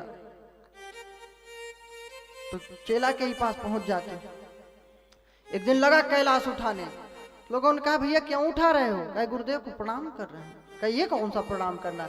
अरे कहे लोग साधारण लोग अपने गुरुदेव के चरणों में सर रखते होंगे, हम तो गुरुदेव का चरण ही सर पे रख लेते हैं। तो ऐसे भी चेला होते हैं अद्भुत, कि हम गुरुदेव का चरण ही सर पे उठाएंगे। तो धर्म पथ पे हैं तो आपका क्लेश इस मंत्र को जपने से दूर हो जाएगा। कृष्णाय वासुदेवाय हरये परमात्मने प्रणतक क्लेश नाशाय गोविंदाय नमो नमः। सुंदर स्तुति किया है। सब राजा लोग भगवान को दंडवत लगाए, प्रणाम किए, परिक्रमा किए। सब लोग राजा युधिष्ठिर जी के राज्य यज्ञ की शोभा बढ़ाए हैं। अद्भुत यज्ञ पूर्ण हुआ है, राजसू यज्ञ। उसमें यह हुआ कि अग्र पूजा किसकी हो तो भगवान की ओर सब लोगों ने कहा कि जब भगवान साक्षात द्वारिकाधीश हैं तो इनका पूजा सर्वप्रथम करो। इस पर शिशुपाल नाराज हो गया, बोला इसकी, अरे ग्वाले की, अहीर की, चोर की, माखन चोर की, बहुत गालियां दिया। ये 4 भुजा और 3 आंखों वाला था जन्म लेते ही। जब जन्म लिया था तो 4 भुजा और 3 नेत्र थे। भगवान की बुआ का ही पुत्र था। तो भगवान की बुआ ने कहा कि भाई सब लोग अपनी अपनी गोदी में लो। शर्त यह थी कि जिसकी गोदी में जाने से तीसरा नेत्र खत्म हो जाए और 2 भुजा खत्म हो जाए, उसी के हाथों इसकी मृत्यु होगी। किसी की गोद में जाने से ऐसा चमत्कार नहीं हुआ। भगवान श्री कृष्ण ने जब गोद में लिया उस बालक को तो तीसरा नेत्र और 2 भुजाएं खत्म हो गए। मैया रोने लगी। बुआ भगवान की बोली, हे द्वारिकाधीश, हे प्रभु, हे कन्हैया, तुम मेरे पुत्र को मारना नहीं। तेरे ही हाथों मृत्यु होगी। कन्हैया ने कहा बुआ अच्छा क्या करूं बता। कहे इसकी गलती को क्षमा कर देना। तो बुआ कितनी गलती क्षमा कर दूं बताओ। बुआ ने कहा 100 गलती अच्छा करे तब भी क्षमा कर देना, लगातार 100 गलती। तो बोले ठीक है, 100 गलती से ज्यादा होगा तब तो नहीं ना, 100 गलती तक क्षमा करने की बात थी। इसने 100 गाली दिया, ज्यों ही 100 के ऊपर 101वां गाली देने के हुआ, ज्यों ही दिया नहीं कि सुदर्शन से मुंडी हटी नहीं उसकी। बोले भक्त वत्सल भगवान की दिव्य राज सुयज्ञ संपन्न हुआ। भगवान उस यज्ञ में जूठे पत्तल उठाते हैं संतों के। भगवान द्वारिकाधीश, और यहाँ हम अतिथि और कोई लोग आ जाए तो उसका पत्तल और ये सब उठाने में अपने को नीचा समझते हैं कि हम पत्तल उठाएं, और भगवान द्वारिकाधीश जूठे पत्तल उठाए सम्मान करने के लिए। तो जो बड़ा होता है ना वो झुक के चलता है, और जो छोटा होता है वो अकड़ के चलता है। झुकता तो वह है जिसमें जान होती है, झुकता तो वह है जिसमें जान होती है। अकड़ तो मुर्दे की पहचान होती है, अकड़ तो मुर्दे की पहचान होती है। मुर्दा अकड़ा करता है, जिंदा नहीं। नम्रास्तरवः फलोदगमैर् नवाम्बुभिर्दु रबिलम्बिनो घनाः अनुद्धताः सत्पुरुषाः समृद्धिभिः गुणैः एवैष परोपकारिणाम्। सम्पूर्ण कुंभो न करोति घोषम् अर्धम घटो घोषमुपैति नूनम विद्वान कुलीनो न करोति गर्वम जलपंति मूढ़ातु गुड़ैर्विहीना। भरी हुई गगरी चुपचाप चली जाती है, और आधी भरी गगरी खूब खट खट ढक ढक आवाज आता है। तो विद्वान और कुलीन और अच्छे लोग अहंकार नहीं करते, अपने को नम्रता से चलते हैं। जब वृक्ष में फल लद जाते हैं तो डालियां सब झुक जाती हैं, और बिना फल फूल वाला वृक्ष खूब अकड़ा रहेगा, और जैसे ही फल से लद जाता है तो झुक जाता है। तो अगर कोई अहंकार कर रहा है जान लो इसके पास कुछ नहीं है, खाली है। ज्ञान विद्या रूप गुण भगवान की भक्ति होगी तो कभी अहंकार नहीं कर सकता, अपने को छोटा ही समझेगा। बादल जब बरसना होता है तो थोड़ा झुक के चलते हैं।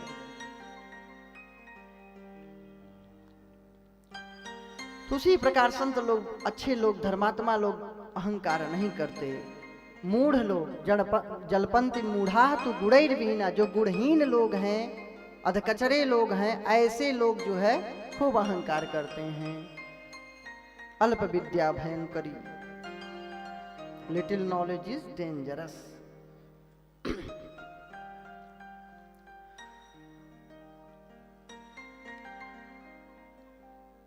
तो भगवान जूठे पत्तल उठाए, छोटी छोटी सेवा कर रहे हैं, संतों का चरण धुलते हैं, सबको बिठाते हैं, प्रसाद खिलाते हैं। ये एक सम्मान है। इसमें छोटे ने कि आपके यहाँ कोई अतिथि आए तो स्वागत सत्कार मत करिए, कह दीजिए हम बर्तन इनका धुलें। फिर आप जब जाओगे तो आपकी भी यही सेवा होगी फिर दूसरे घर। तो ये एक दूसरे का सम्मान करना, नम्रता होना, ये बहुत जरूरी है। और जो भक्त हैं, दीक्षा लिए हैं, भजन करते हैं, उनको तो बिल्कुल ही नम्र होना चाहिए। चैतन्य महाप्रभु कहते थे, त्रिडादपि सुनीचे न तरोरपि सहिष्णु न अमानी ना मान देना कीर्तनीय सदा हरि। अपने को तिनके से अधिक छोटा समझना चाहिए।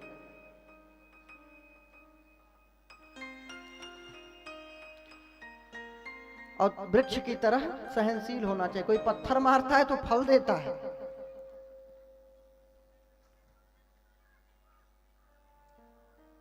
ये बहुत सिद्धावस्था की बात है। ऐसा न करना, आप लोग नहीं, जीने नहीं देगा समाज। मतलब थोड़ी थोड़ी बात जो कटुवचन है उस पर नाराज मत होइए, सह लीजिए। बूंद आघात सही गिर कैसे, खल के बचन संत सह जैसे। फल फल के बचन संत सहज से।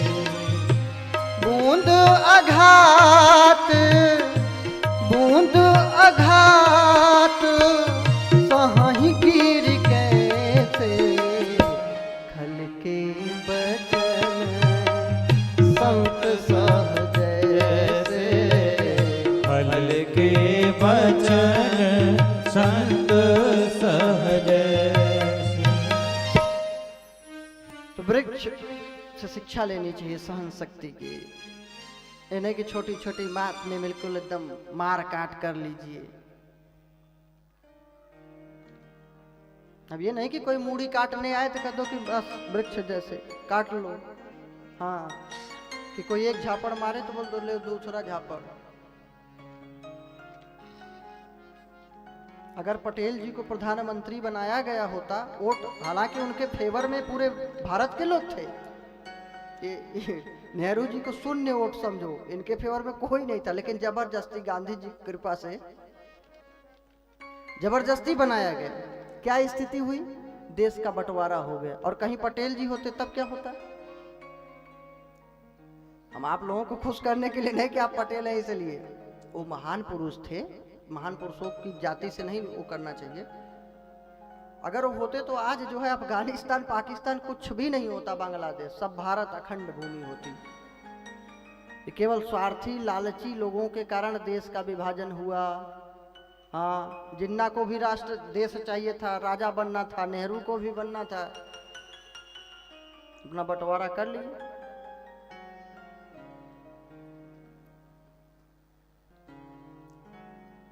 तो इतना भी नहीं सहन करना चाहिए कि गर्दन कोई काट ले जाए। अर्जुन को बोलते कि बस तू भीख मांग, अर्जुन तपस्या कर, क्या करना है लड़ाई झगड़ा में। बोले ना, ये अधर्मी लोग हैं, इनको मारने से तुझे पुण्य प्राप्त हो, स्वर्ग मिलेगा। अगर तू इनके हाथ मर जाएगा तो भी स्वर्ग मिलेगा, वीर गति प्राप्त होगी। और अगर तू रहेगा यहाँ तो पूरे धरती का साम्राज्य भोगेगा और मुक्ति मिलेगी। तो अधर्म को नहीं सहना चाहिए। चंद्रशेखर आजाद पिस्तौल लेके घूमते थे और एक हाथ में गीता। लोगों ने कहा कि आप महाराज ये श्रीमद् भगवत गीता भी लेके घूमते हैं, तो पंडित जी आप ऐसा क्यों करते हैं? आप गीता भी पढ़ते हैं और पिस्तौल भी लेके घूमते हैं, ये नहीं समझ में आया मामला। गीता में क्या मार काट लिखा है? बोले सुनो, गीता है भगवान श्री कृष्ण। गीता के रूप में भगवान श्री कृष्ण ही हमसे बात करते हैं, इसलिए गीता पढ़ना चाहिए। कि गीता है भगवान श्री कृष्ण, मैं हूं अर्जुन और ये मेरा पिस्तौल है गांडीव धनुष, और ये जितने अंग्रेज हैं सब कौरव हैं। तो भगवान श्री कृष्ण गीता के रूप में कह रहे हैं कि हे अर्जुन, उठा अपना जो है गांडीव धनुष। तो मैं अर्जुन हूं, ये पिस्तौल मेरा गांडीव है। तो बोले उठा अपना गांडीव धनुष और ये जितने कौरव हैं इनको समाप्त कर दे, तुझे मुक्ति मिलेगी। तो कहे मैं अर्जुन हूं, ये पिस्तौल मेरा गांडीव धनुष है, मैं इससे देश की रक्षा करूंगा, कौरवों को समाप्त कर दूंगा।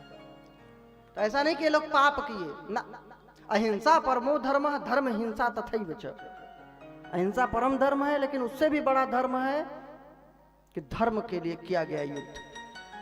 हाँ, कि अनीति हो, कोई अभद्रता करे और हम जो हैं बैठे रहे हाथ में दही जमाए, अरे इससे अच्छा तो लड़ के मर जाना ठीक है।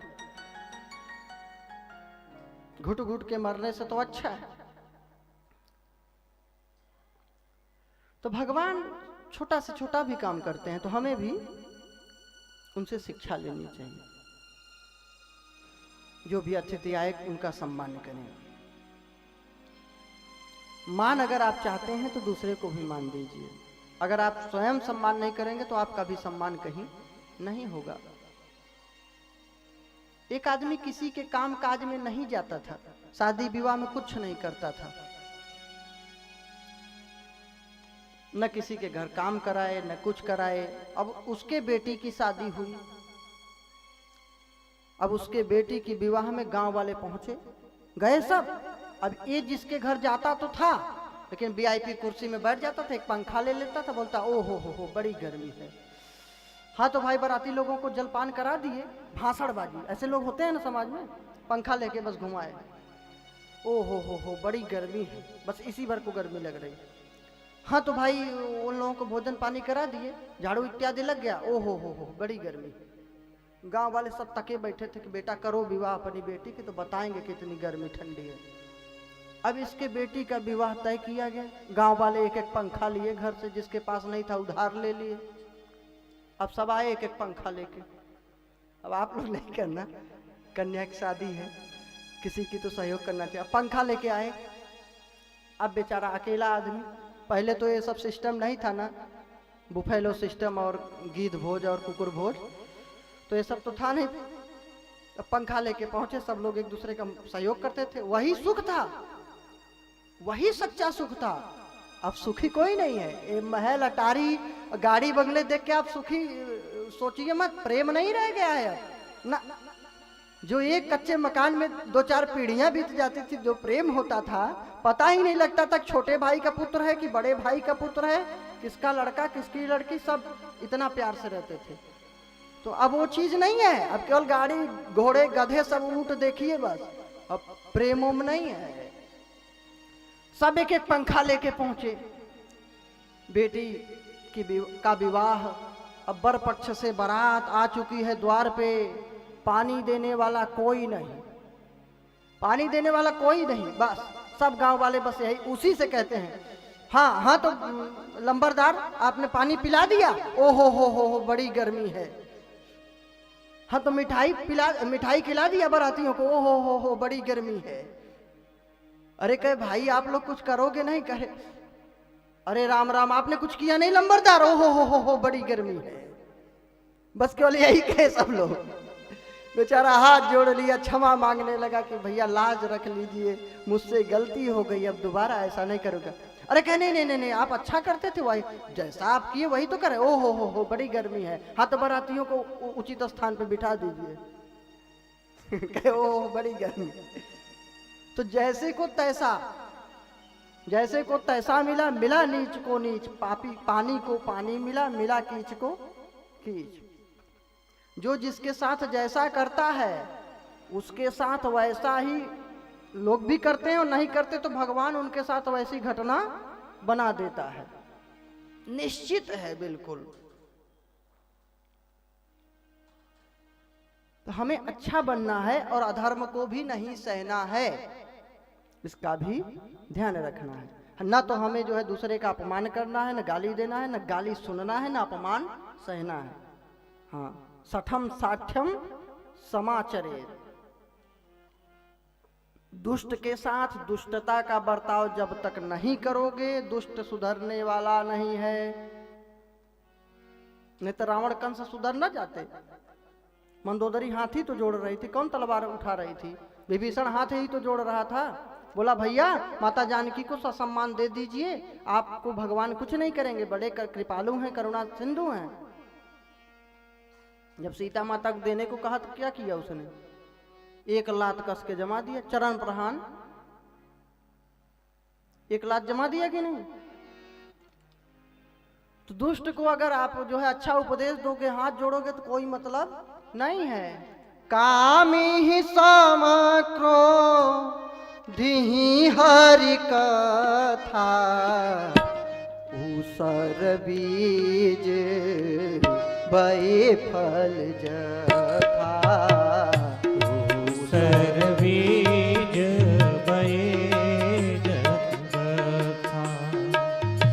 कामी ही समक्रो धिहि हरि कथा, कामी ही समक्रो धिहि हरि कथा। उसर बीज बई फल जथा। उसर बीज बई फल जथा। तो कामी को जो वासना में परेशान है, इंद्रियों के विषयों में आसक्त है, इच्छाओं का गुलाम है, उसको सम बताइए, संयम बताइए उसको, तो कभी संयम से रहेगा। हाँ, जब जीभ कहेगी 100 ग्राम की जीभ, और अगर आदमी हाँ बढ़िया जीभुला व्यक्ति हुआ या माता, कुछ लोग होते हैं ना जीभुली कि नहीं होती, जीभ जिसका बढ़िया बस में न रहे तो 100 ग्राम की जीभ, बाहरी इंद्रियों की शक्ति, 100 ग्राम की जीभ 2-4 किलोमीटर दूर हलवाई की दुकान पे घसीट ले जाएगी चाट खाने के लिए। तो इनको संयम बताओगे तो इनको कामी आदमी को समझ में नहीं आएगा। अब क्रोधी, अब बहुत ज्यादा क्रोध करने वाला है, कब गुस्सा आ जाए, कब क्या कर दे भगवान, प्रलय आ जाए, तो क्रोधी हरि कथा, ऐसे ऐसे को कथा सुनाइए तो समझ लीजिए कि कब ये नाराज होगा, कब क्या करेगा कुछ पता नहीं। तो ऊसर बीज बे फल जथा।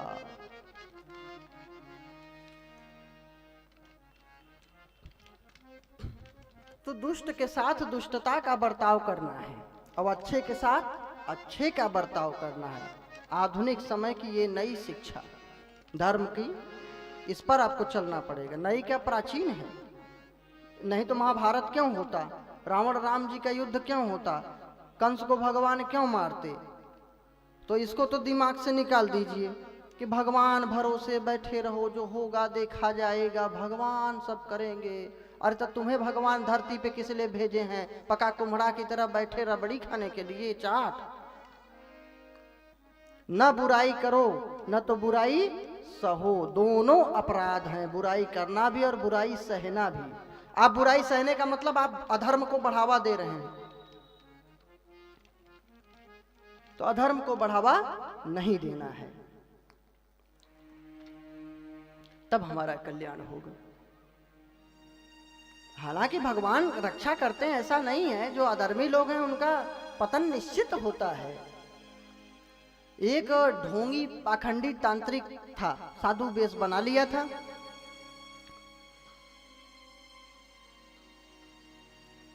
साधु वेश में था, साधु हम नहीं कहेंगे, नहीं साधु शब्द का अपमान होगा, वो साधु नहीं था, संत का वेश धारण करके असाधु पुरुष था। वो गया एक राजा के यहाँ, राजा को ऊट पटांग ज्ञान दे दिया, राजकुमारी को देखा तो मुग्ध हो गया, सोचा इससे विवाह करूंगा। राजा को बोला कि राजा देख तेरी पुत्री अमंगला है, तो क्या करें? है इसको पेटी में भर के नदी में फेंक दे। सोचा कि आगे पेटी को पकड़ लूंगा फिर उससे विवाह कर लूंगा। बोला पेटी में भर करके इसको फेंक दे, नहीं तो तेरा राजपाट सब नष्ट हो जाएगा, तू मर जाएगा।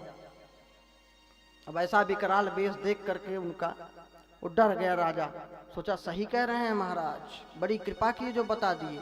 अब बेचारी निर्दोष कन्या को पेटी में बड़ी भर करके नदी में सीधे फेंकवा दिए। बहती हुई वह पेटी गई, एक किनारे लगी। अब ये तांत्रिक जो है आ रहा था, तांत्रिक क्या था, ढोंगी पाखंडी था, किनारे किनारे आ रहा था और वो पेटी तक नहीं पहुंच पाया। तब तक वहां जिस नगर के किनारे वह पेटी लगी, वहां का राजकुमार नदी में अपने मित्रों के साथ तैर रहा था, स्नान कर रहा था। उसने कौतूहल बस, उत्सुकता बस सोचा कि इस पेटी में क्या है, जरा देखा जाए। देखा तो एक सुंदर जो है युवती पड़ी है बेसुध मूर्छित। अब किसी को पेटी में बंद करोगे तो क्या होगा? जल्दी से किनारे लाया है, उसके ऊपर जल के छींटे दिया है, किसी तरह पंखा इत्यादि करके उसको होश में लाया। फिर पूछा है तुम देवी कौन हो, इस पेटी में कौन भर दिया? बतलाया है कि मेरे पिताजी ने, जो पड़ोस के राज्य के राजा हैं, हमारे पिताजी इसमें भर दिए। एक पाखंडी के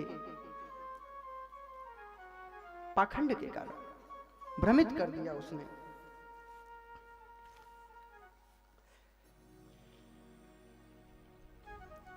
बतलाए हैं, वह युवक बतलाया है, चिंता मत करो देवी, तुम चलो मेरे राज्य में, मैं तुमसे विवाह करूंगा और उसको उचित दंड मिल जाएगा। उस राजकुमार ने क्या किया, उस पेटी में एक भालू को भर दिया। भालू को, भूखा प्यासा भालू अब अपना भर दिया, ठेल दिया, वो बहता हुआ जा रहा है किनारे किनारे। अभी वो नहीं आया था, वो व्यक्ति जो साधु वेश बनाया था। इधर राजकुमारी से सुंदर जो है दिव्य विवाह संपन्न हुआ राजकुमार का। अब वो भी जल्दी जल्दी जल्दी जल्दी चला आया किनारे किनारे, देखा पेटी, बड़ा प्रसन्न हुआ कि आहा हा अब तो विवाह हो जाएगा। अब पेटी को लाया है कुटिया में, कुटिया को बंद किया कि इससे विवाह करेंगे, प्रेम करेंगे, बड़ा प्रसन्न है। ज्यों ही पेटी को खोला है वहां कोई कन्या वन्या नहीं, 2-3 दिन का भूखा प्यासा रीछ, और ज्यों ही देखा है आदमी को झपट्टा मार करके नोच करके उसका खून पी लिया, फाड़ डाला, उसको मार डाला। जो जासो कर तावदी वधिता ही धरी खाए, जो जासो कर तावदी वधिता ही धरी खाए। कन्या सोए कुंवर घर बाबही भालू चबाए, बाबही भालू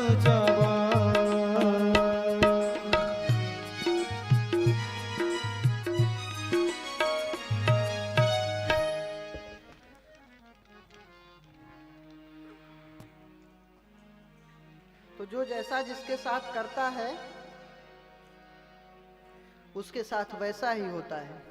उसने उस राजकुमारी के साथ अन्याय करना चाहा है और खुद उसके साथ अन्याय हो गया है।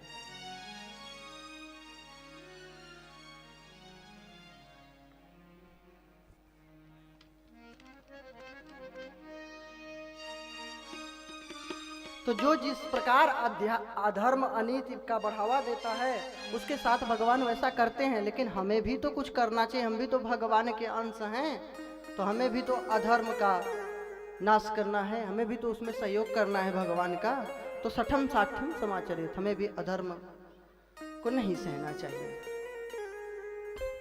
भगवान ने संतों की सेवा किया, भक्तों की सेवा किया, लेकिन शिशुपाल की सेवा नहीं किया कि गाली दे रहा है तो बस पूजा करें, आरती उतारें। अहो भाग्य हमारा जो शिशुपाल जी गाली दिए। तुरंत सुदर्शन, दंतवक्त्र, विदुरथ, ये सब का उद्धार हुआ है। भगवान ने साल्व का उद्धार किया है, यादवों के साथ युद्ध हुआ है, इसकी कथा आती है। भगवान भक्तों की रक्षा करते हैं, बस जरूरत है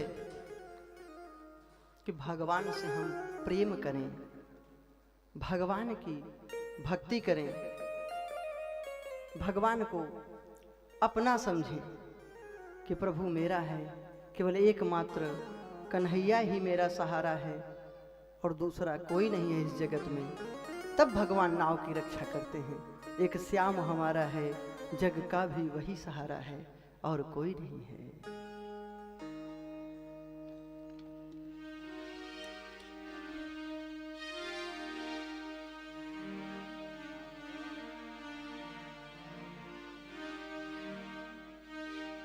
एक श्याम हमारा है, जग का भी सहारा है। दुनिया और कुछ भी नहीं, श्याम का ही इशारा है। एक श्याम हमारा है, जग का भी सहारा है। दुनिया और कुछ भी नहीं, दुनिया और कुछ भी नहीं, श्याम का ही इशारा है। श्याम का ही इशारा है। एक श्याम हमारा है, जग का भी सहारा है। दुनिया और कुछ भी नहीं, श्याम का ही इशारा है। एक श्याम हमारा है, जग का भी सहारा है।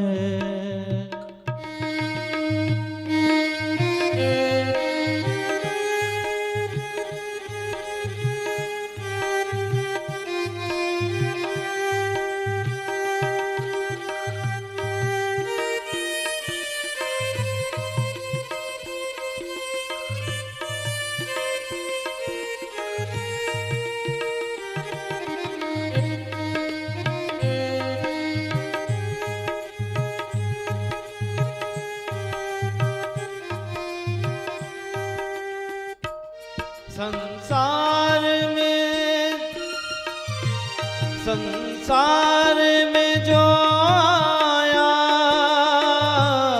उसे लौट के जाना है। संसार में जो आया उसे लौट के जाना है। सब चीज यहाँ नश्वर, क्या तेरा ठिकाना है। संसार में जो आया उसे लौट के जाना है। सब चीज यहाँ नश्वर, क्या तेरा ठिकाना है। सब लोग पराए हैं, बस श्याम हमारा है। तो सब लोग पराए हैं, बस श्याम हमारा है। दुनिया और कुछ भी नहीं,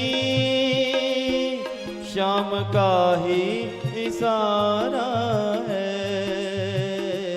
एक श्याम हमारा है।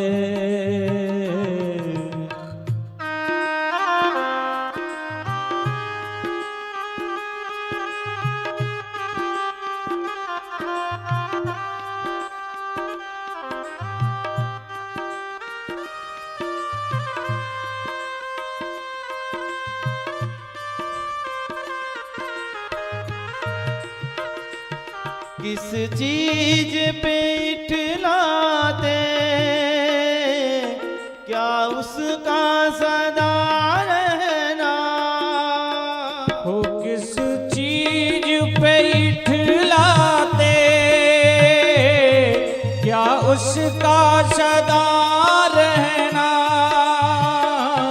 किस बात पे इतराते, क्या तुमको नहीं मरना। किस चीज पे इठलाते, क्या उसका सदा रहना। किस बात पे इतराते, क्या तुमको नहीं मरना।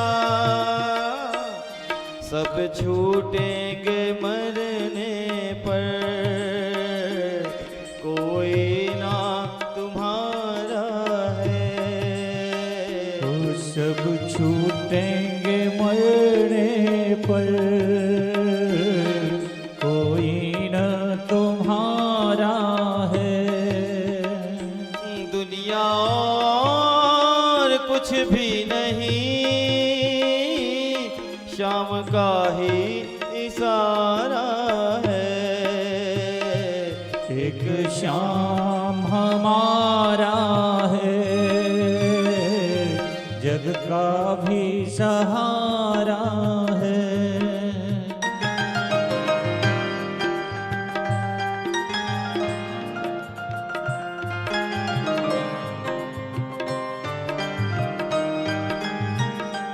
संसार संसार में आए हो, करो प्रेम सभी जन से। संसार में आए हो, करो प्रेम सभी जन से। करो दीन दुखी की तुम सेवा सदा तन से। संसार में आए हो, करो प्रेम सभी जन से। करो दीन दुखी की तुम सेवा सदा तन से। बस सेवा भजन तेरा, बाकी ना तुम्हारा है। बस सेवा भजन तेरा, बाकी न तुम्हारा है। दुनिया और कुछ भी नहीं, श्याम का ही इशारा है। एक श्याम हमारा है, जग का भी सहारा है।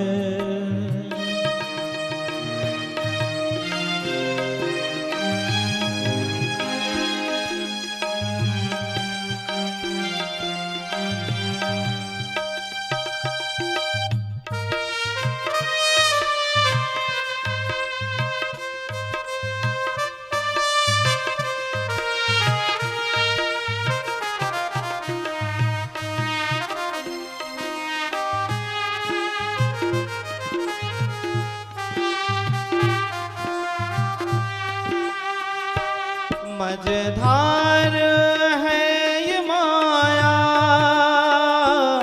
क्यों मोह से बहते हो। मझधार है ये माया, क्यों मोह से बहते हो। जब श्याम किनारा है, क्यों भूल से भटके हो।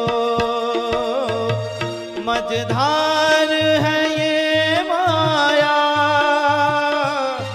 क्यों मोह से बहते हो।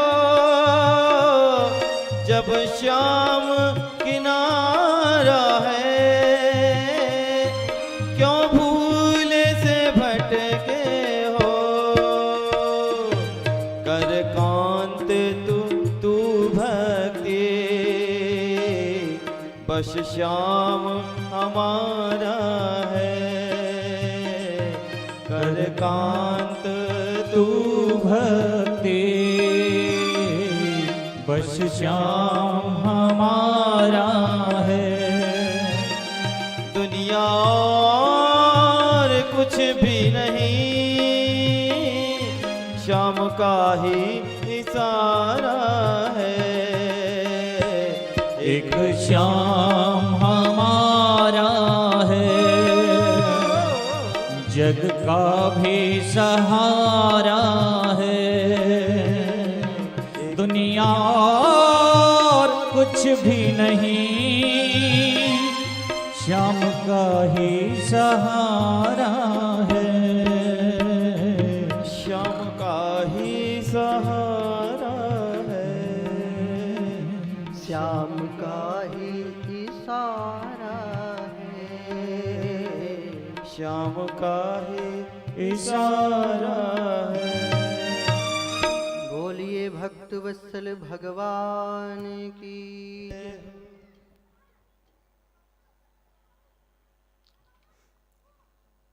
एक ब्राह्मण की कथा आती है।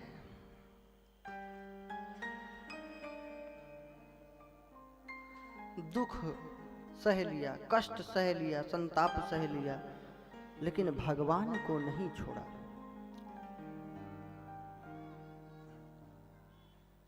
हम लोगों को कष्ट आते हैं जाते हैं,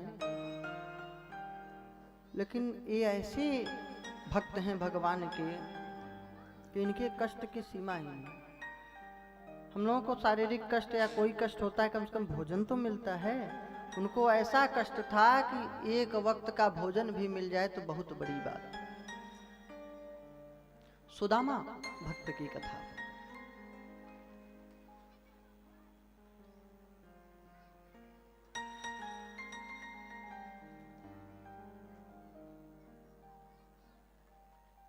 प्रशांत आत्मा जितेंद्रिय,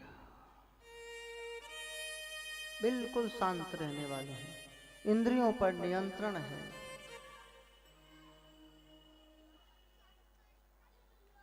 कृष्णस्यासि सखा कश्चित् ब्राह्मणो ब्रह्मवित्तमः विरक्तो इंद्रियार्थेषु प्रशांत आत्मा जितेंद्रिय। इंद्रियों के विषयों से विरक्त हैं।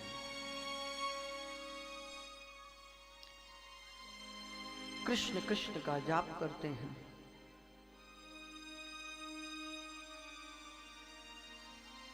भिक्षा में कुछ मिल जाता है तो उसको लाते हैं, सब लोग प्रेम से मिल बांट करके उसको प्रसाद पाते हैं।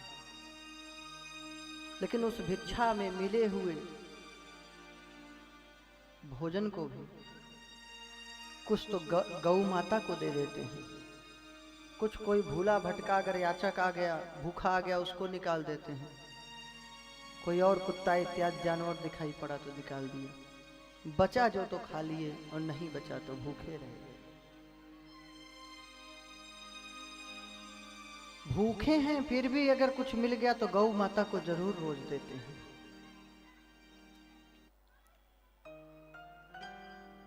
पहली रोटी गाय की ही होती है।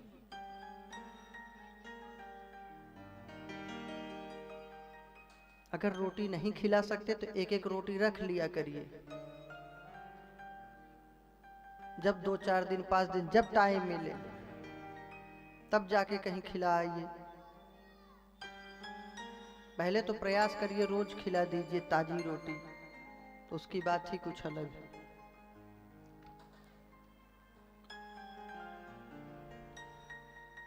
गौ को पहली रोटी अवश्य देना चाहिए, उससे आपके ग्रह दशा सब सही हो जाते हैं। क्योंकि जितने देवी देवता हैं सबका वास गौ में है। भाई ये ग्रह दशा, शनि देव, राहु केतु, ये सब जो 7.5 और ये सब हम सुनते हैं, ये सब शास्त्रों से ही तो हमने सुना है। शास्त्र ही तो बताते हैं। उसी शास्त्र में लिखा है कि गौ माता के शरीर में संपूर्ण देवी देवताओं का वास है। गाय की पूजा करना, परिक्रमा कर लेना, उनकी सेवा कर लेना, मतलब मान लीजिए कि सबकी सेवा हो गई पूरे भगवान की। भागवत में साक्षात लिखा है तुलसी पोषणम चैव धेनु नाम सेवनम समम। भगवान की भागवत जी की आरती पूजा कर लेना, माता तुलसी की आरती पूजा कर लेना और गौ माता की आरती पूजा कर लेना, सेवा करना एक बराबर कहा गया है। इतनी सामर्थ्य है गाय में। अब आप समझ लीजिए, जब से गायों को लोग छोड़ दिए, पालना बंद, रोटी खिलाना बंद, तब से हमें लगता है कि दुख दरिद्रता और रोग व्याधि ज्यादा हो रही है।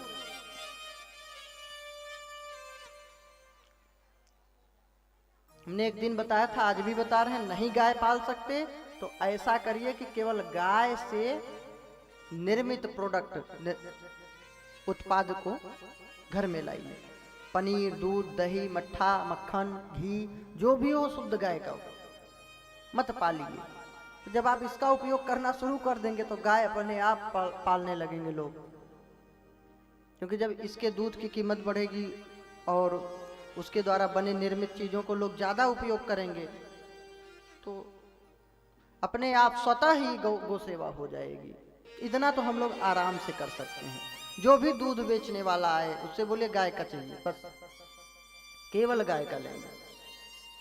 अपने आप गाय की देखेंगे आपके कुछ ही दिनों में, महीनों में, वर्षों में अपने आप लोग गाय पालना शुरू कर देंगे। जो भी व्यापारी वर्ग हैं या दूध से जुड़े हैं, सब लोग अपना गौ सेवा करना शुरू कर देंगे।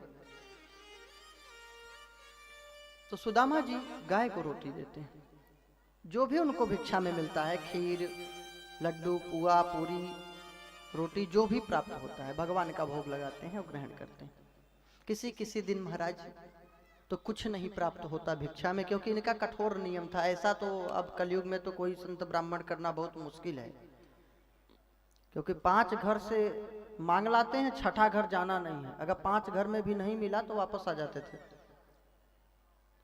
और नाम के गृहस्थ थे, ऐसा होना बहुत कठिन काम है, बहुत कठिन काम है। 5 घर में नहीं मिला तो नहीं लेना है, वापस भूखे ही सो जाना है।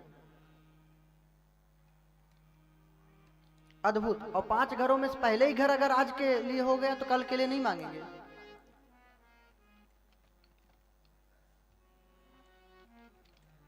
ब्राह्मण को लोग गाली देते हैं, ब्राह्मण कोई जाति नहीं, ब्राह्मण एक पदवी है।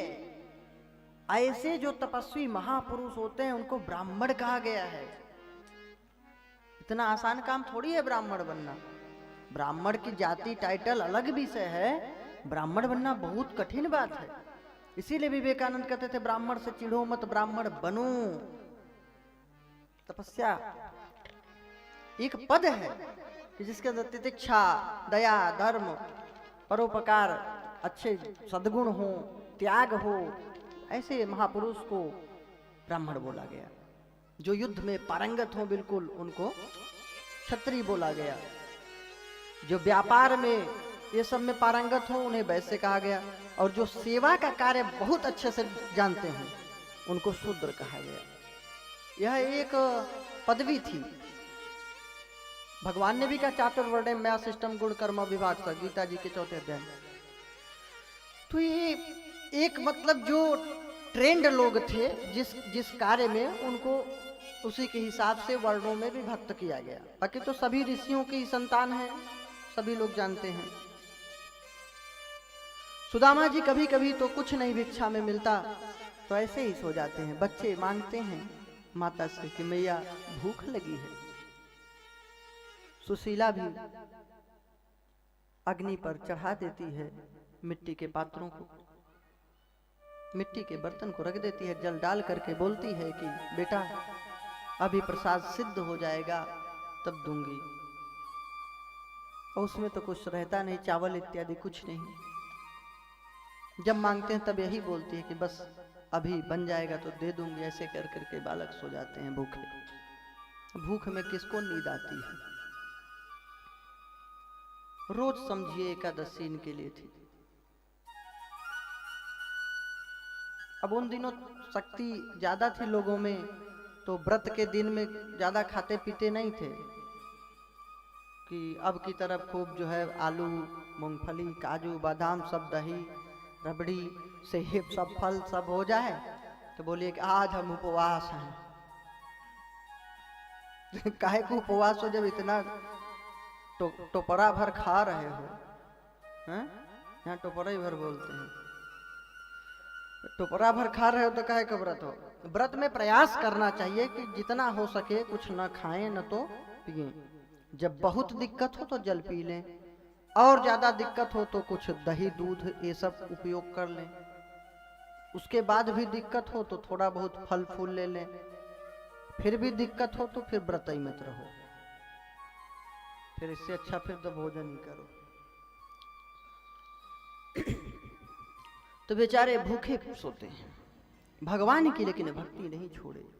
एक दिन तो कुछ नहीं था, 1-2 चावल ऐसे ही टटोलने से मिले बर्तन में तो उसको भी भगवान को अर्पण कर दिए। भगवान ने तो मानो उसी दिन दरिद्रता दूर कर दिया कि जा सुदामा, तुमने अपना सर्वस्व अगर मुझे अर्पण कर दिया है, 1-2 चावल ही तेरे पास थे, तो मैं भी अपनी पूरी द्वारिका पूरी जैसा तुझे बना दूंगा, द्वारिकाधीश जैसा तुम्हें बना दूंगा। जैसा द्वारिकापुरी है वैसा महल बनवा दूंगा। भगवान ने कहा मैं भी तुम्हें अपने जैसा बना दूंगा, अपना सर्वस्व दे दूंगा। एक दिन सुशीला ने कहा कि स्वामी, आप कहते हैं कि आपके मित्र द्वारिकाधीश थे बचपन के, तो अगर बचपन के आपके मित्र थे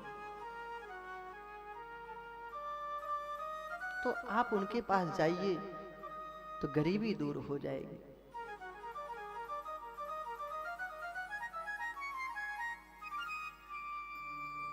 सुदामा जी ने कहा कि देवी तुम ठीक कहती हो, लेकिन मित्र के घर जाने के लिए कुछ तो चाहिए देने के लिए भेंट। और तो किसी से मांग भी सकते हैं, मित्र से कैसे मांगेंगे? और कहीं मेरे जाने से उनका अपमान न हो जाए। सुशीला ने कहा कि स्वामी उनसे मांगने की जरूरत नहीं है, वे अगर भगवान हैं तो सब कुछ जानते होंगे, वे अंतर्यामी हैं, आपको बताने की जरूरत नहीं, आप तो केवल जाइए।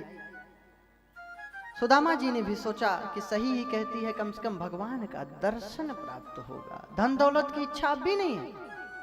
अयम ही परमो लाभ उत्तम श्लोक दर्शनम, मुझे परम लाभ होगा क्या? पवित्र कीर्ति भगवान नारायण श्री कृष्ण द्वारिकाधीश का दर्शन प्राप्त हो जाएगा। बोले ठीक है, तू कहती है तो अवश्य जाऊंगा, लेकिन मित्र के घर, राजा के घर, माता पिता के घर, गुरु के घर अगर जाओ तो कुछ 500 पाड़ी, अक्षत पुष्प, फल फूल कुछ तो होना चाहिए हाथ में, वस्त्र। इसीलिए जब बेटी के पास जाते हैं तो वस्त्र, फल फूल, मिष्ठान, कुछ पैसे, ऐसा नहीं कि वो नहीं दोगे तो मर जाएगा भूखे, एक सम्मान किया जाता है। वही चीज जो पूजा करते हैं संत ब्राह्मण को करते हैं तो कहते हैं लूट लिया। यह एक मर्यादा समाज की बनाई गई है। कोई अतिथि आता है, कोई बेटी आती है, या आप बाहर से आ रहे हैं, माता पिता से मिलने के लिए, गुरु के लिए जा रहे हैं, तो खाली हाथ नहीं जाना चाहिए, अशुभ माना जाता है। जब आप आए तो आपको देख करके उसका मन गदगद हो जाए, प्रसन्न हो जाए, प्रसन्नता पूर्वक जाएं, ये शुभ संकेत है। तो इससे मंगल होता है, जहां आप जा रहे हैं उसका भी और आपका भी। और खाली हाथ ऐसे ही पहुंच गए तो इससे ये अमंगल सूचक है। ऐसा नहीं कि मैं अपने लिए बता रहा हूं कि मुझे धन दौलत दे दो, ये हमारी प्राचीन पद्धति है। मतलब अब बेटी तो नहीं साधु है, बेटू तो नहीं गुरु है, कि बेटे भी गुरु है, साधु है, तो जाते हो खाली हाथ जाते हो क्या? नहीं जाते ना। तो यह एक अतिथि की मर्यादा बनाई गई है सम्मान के लिए। सुदामा जी ने कहा कि कुछ 500 पाड़ी, कुछ अक्षत पुष्प ही मिल जाते, कैसे ऐसे खाली हाथ जाऊंगा। भगवान की ऐसी करुणा, उस दिन सुशीला ने भिक्षा में थोड़े चावल प्राप्त कर लिया, 3 मुट्ठी तंदूर एक कपड़े में बांध करके, पोटली बना करके सुशीला ने दिया है। अपना लोटा सोटा संभाले हैं सुदामा जी। अब भगवान के भरोसे, भगवान के चरण में पत्नी बालकों को छोड़ करके वृंदापुरी से सुदामा जी भगवान द्वारिकाधीश की ओर चल रहे हैं। महाराज, जो आज का पोरबंदर है वही वृंदापुरी था, बाद में उसका नाम सुदामापुरी हो गया था। आधुनिक जो पोरबंदर है गुजरात में। कुछ लोग इनके माता पिता का पूछते हैं तो ऐसा विशेष वर्णन तो नहीं है, लेकिन आया है पुराणों में। आत्मदेवस्य वै पुत्रो सुदामा नाम ब्राह्मणः गुर्जर देश से उत्पन्नो हरि भक्त परायण। एक आत्मदेव नाम के बड़े ही तपस्वी ब्राह्मण थे, सुदामा उनके पुत्र थे। गुर्जर देश से उत्पन्न हो, गुजरात में जन्म हुआ था इनका। माता भी बड़ी धर्मात्मा थी, सब पतिव्रता थी। उन्हीं माता पिता के संस्कारों के कारण सुदामा इतने बड़े भक्त बन पाए थे। तो बस इतना ही वर्णन है, बाकी तो सुदामा जी का विस्तृत वर्णन है। अपने अपने कर्मों से सबका सम्मान नाम प्राप्त होता है। हम लोग सोचते हैं कि पुत्र होंगे तो वंश को चलाएंगे, जबकि ऐसी बात नहीं है। जहां हम मरे, हमारे पुत्र जाते हैं रेन्यू ऑफिस में जा करके, वहां कहते हैं कि इसको जो है चेंज करो, वो मर गए, मेरा नाम चढ़ा दो। तो नाम मिटाते हैं, नाम कोई बढ़ाता उड़ाता नहीं, नाम कटा आता है हर जगह से। मीराबाई के कौन पुत्र थे? कबीरदास, सूरदास और तुलसीदास और रसखाने सबके कौन पुत्र थे? दुनिया जानती है। तो आपके कर्म आपको नाम सम्मान दिलाएंगे, पुत्र दिलाएंगे कि नहीं इसकी कोई गारंटी नहीं, इसका कोई भरोसा नहीं है। लेकिन यदि आपके अच्छे कर्म हैं तो वही अच्छे कर्म आपको सम्मान मान सब दिलाएंगे। अब वो कर्म कितना अच्छा है, बहुत ज्यादा अच्छा है, तो जब तक मानव सृष्टि सभ्यता चलती है तब तक का नाम रहता है। तो सुदामा जी बहुत महान कर्म किए थे, भगवान के परम भक्त थे, इसलिए इनको आज भी याद किया जाता है। चल पड़े नंगे पांव,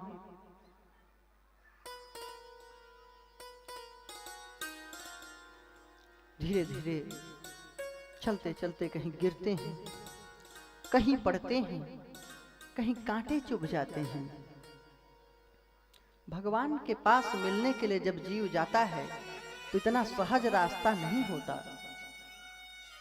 जब द्वारिकाधीश रूपी परमेश्वर से मिलने के लिए सुदामा रूपी यह जीव व्याकुल होकर के अपने दुख कष्ट को मिटाने के लिए जाने लगता है तो उस राह में बहुत पीड़ा और परेशानियों का सामना करना पड़ता है। इतना सहज रास्ता नहीं होता।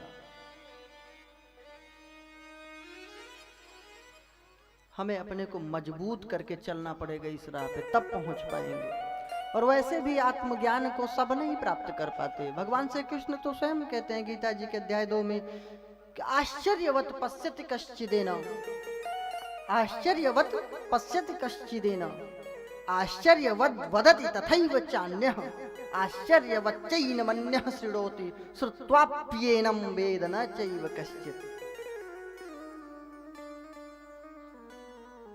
कोई कोई उस आत्म तत्व को, परमात्म तत्व को आश्चर्य की तरह देखता है। कोई कोई, हजारों लोग जो चल रहे हैं उनमें से कोई एक उस आत्म तत्व का साक्षात्कार करता है, अचरज की तरह देखता है। और जो आश्चर्य की तरह हजारों लोग देखने वाले मिल जाएं तो उनमें से भी कोई एक आश्चर्य की तरह उसका वर्णन करता है। वद वदति तथैव चान्यः। और जब वो वर्णन करता है तो हजारों वर्णन करने वालों में, जब हजारों जो सुनने वाले होते हैं उस वर्णन को, तो उन श्रोताओं में भी कोई एक आश्चर्यवच्चैनमन्यः शृणोति, आश्चर्य की तरह सुनता है। और उन सुनने वालों में भी जो आश्चर्य की तरह हजारों में कोई सुन रहा है, श्रुत्वाप्येनं वेद न चैव कश्चित्, सुन करके भी कोई कोई उसको जान नहीं पाते। इतना सहज राह नहीं है। किसी से मेरी मंजिल का पता पाया नहीं जाता, किसी से मेरी मंजिल का पता पाया नहीं जाता। जहां मैं हूं फरिश्तों से वहां जाया नहीं जाता, जहां मैं हूं वहां फरिश्तों से वहां जाया नहीं जाता। प्रेम के लिए, भक्ति के लिए कुछ खास दिल मखसूस होते हैं, भक्ति के लिए कुछ खास दिल मखसूस होते हैं। ये वो नगमा है जो हर साज से गाया नहीं जाता, ये वो नगमा है जो हर साज से गाया नहीं जाता। सब वहां तक नहीं पहुंच पाते। दुष्कर राह, दुर्गम पथ, इसीलिए कहा दुर्गम पथस्तत्कवयो बदंती, उत्तिष्ठत जागृत प्राप्य वरान निबोधत। कठोपनिषद का सूत्र है, मंत्र है।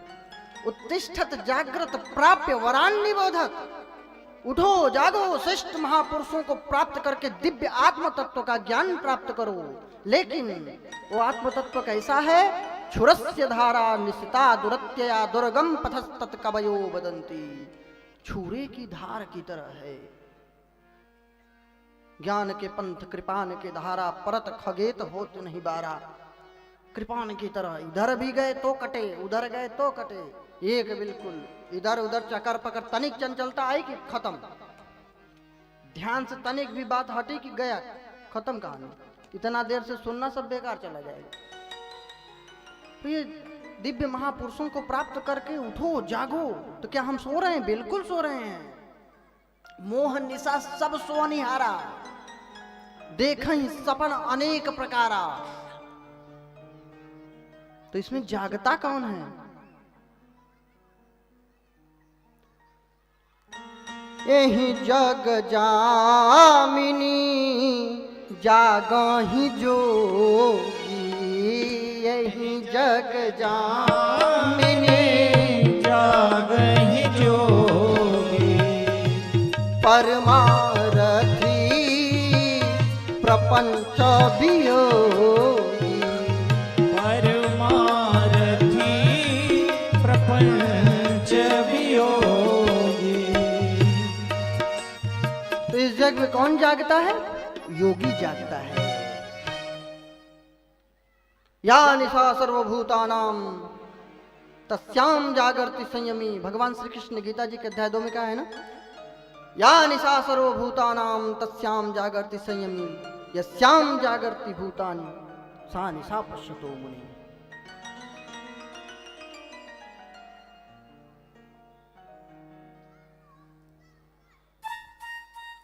जिसमें सब भूत प्राणी सो रहे हैं उसमें योगी जागता है, उसको दिन की तरह देखता है।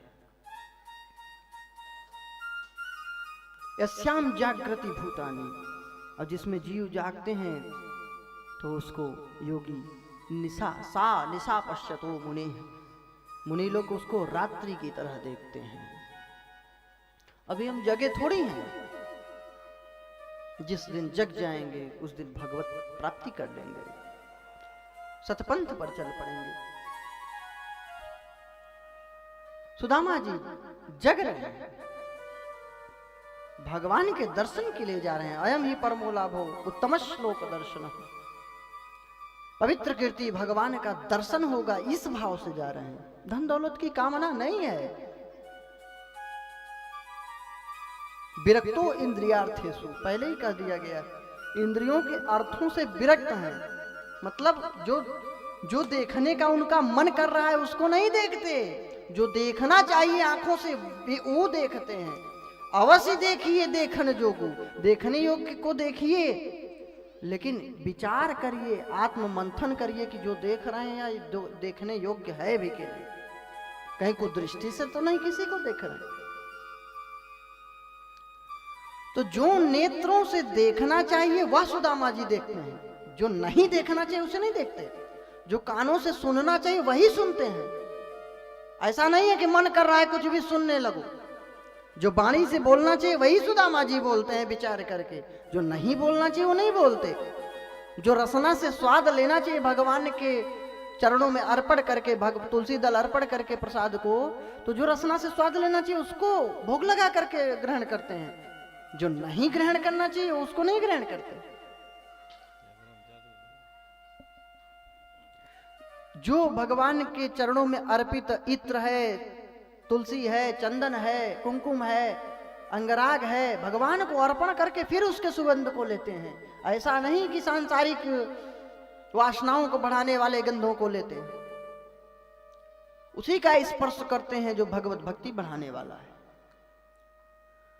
तो विरक्तो इंद्रियार्थेषु, इंद्रियों के अर्थों से विरक्त हैं। और प्रशांत आत्मा जितेंद्रियः, उपसर्ग लग गया है शांत में, प्र, और उपसर्ग जब लगते हैं प्र, परा, अपसम, निश्निरे सब जो, तो ये विशेष अर्थ प्रकट कर देते हैं। मतलब विशेष रूप से शांत हैं, कोई हलचल नहीं हृदय में, कोई घबराहट नहीं, धीरज बिल्कुल अडिग, दृढ़ निष्ठ है भक्ति में। इसको कहते हैं भक्ति निष्ठा।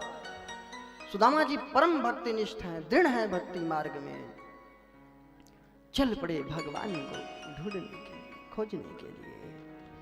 जो उस सांवरे का पता ढूंढता है, जो उस सांवरे का पता ढूंढता है, उसे एक दिन सांवरा ढूंढता है, उसे एक दिन सांवरा ढूंढता है। घनश्याम तुम्हें ढूंढने जाएं कहां कहां। न भूख लगती है न प्यास लगती है, तेरे बिन ओ सांवरे जिंदगी उदास लगती। कैसे आऊं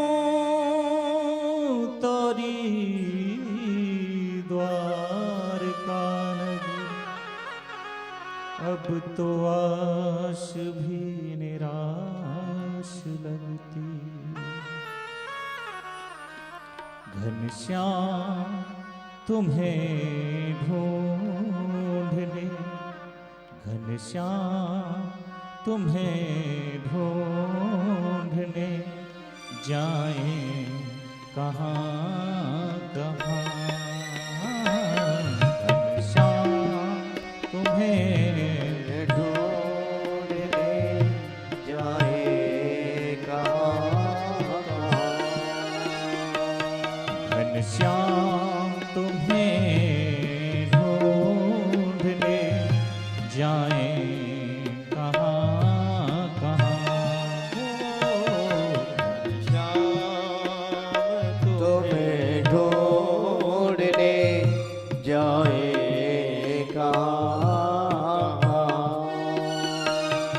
अपने बिरह किया दिलाएं कहाँ कहाँ। अपने बिरह की याद दिलाए कहाँ कहाँ। घनश्याम तुम्हें ढूंढने जाए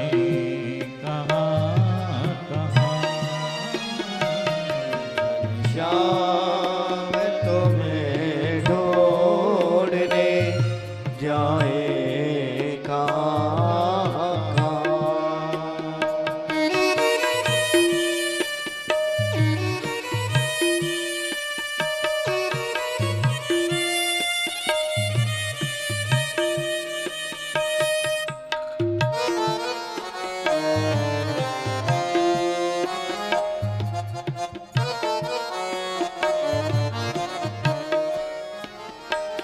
तेरी नजर में जुल्फ में मुस्कान मधुर में हुए। तेरी नजर पे जुल्फ में मुस्कान मधुर में।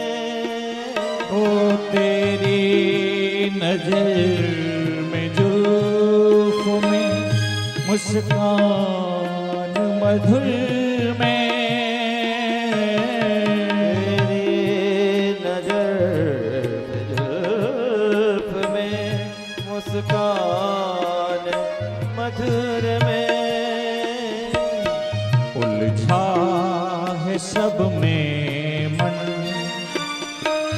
उलझा है सब में मन, छुड़ाए कहाँ कहाँ। हो घनश्याम तुम्हें ढूंढने जाए कहाँ कहाँ।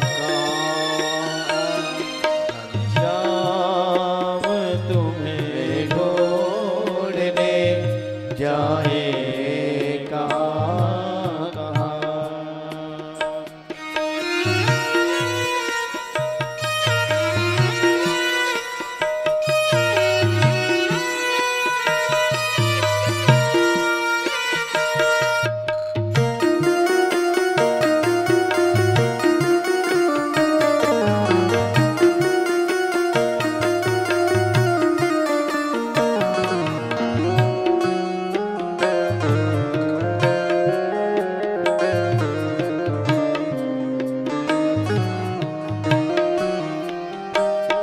चरणों की खाक छान कर खुद खाक बन गए हुए।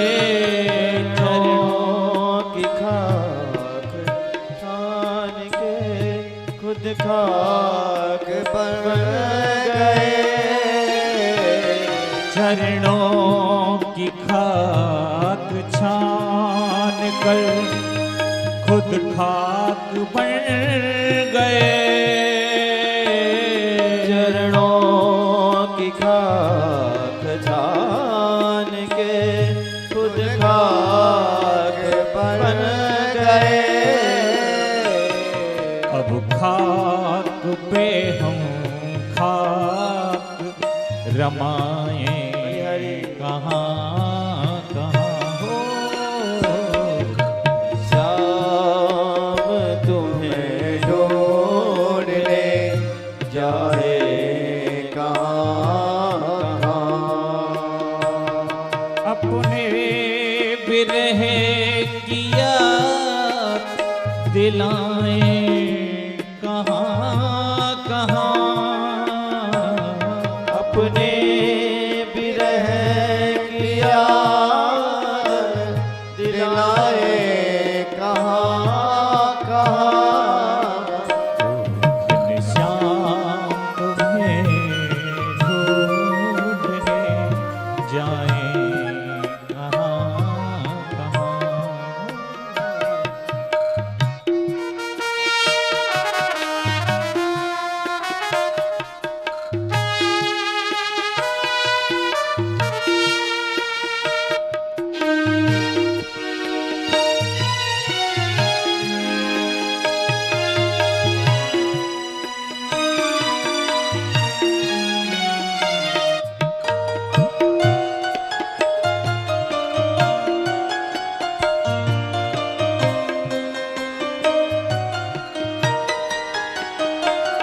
जिनको तावीज देकर खुद बन गए मरीज।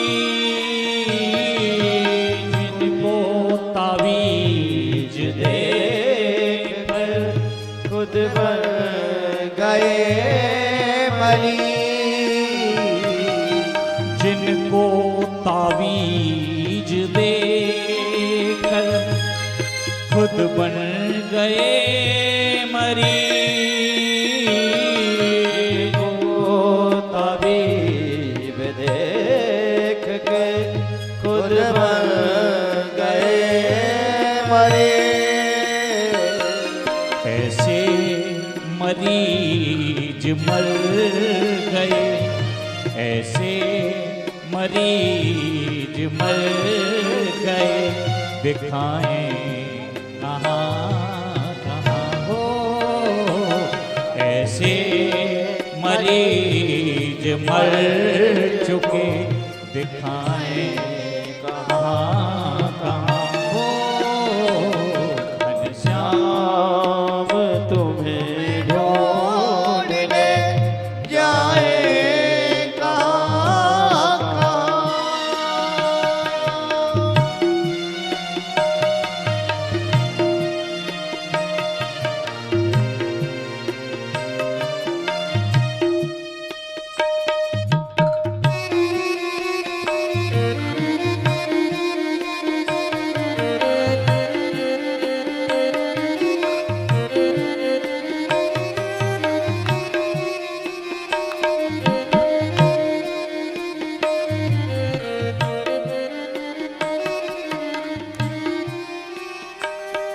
दिन रात अश्रु बिंदु बरसते तो हैं मगर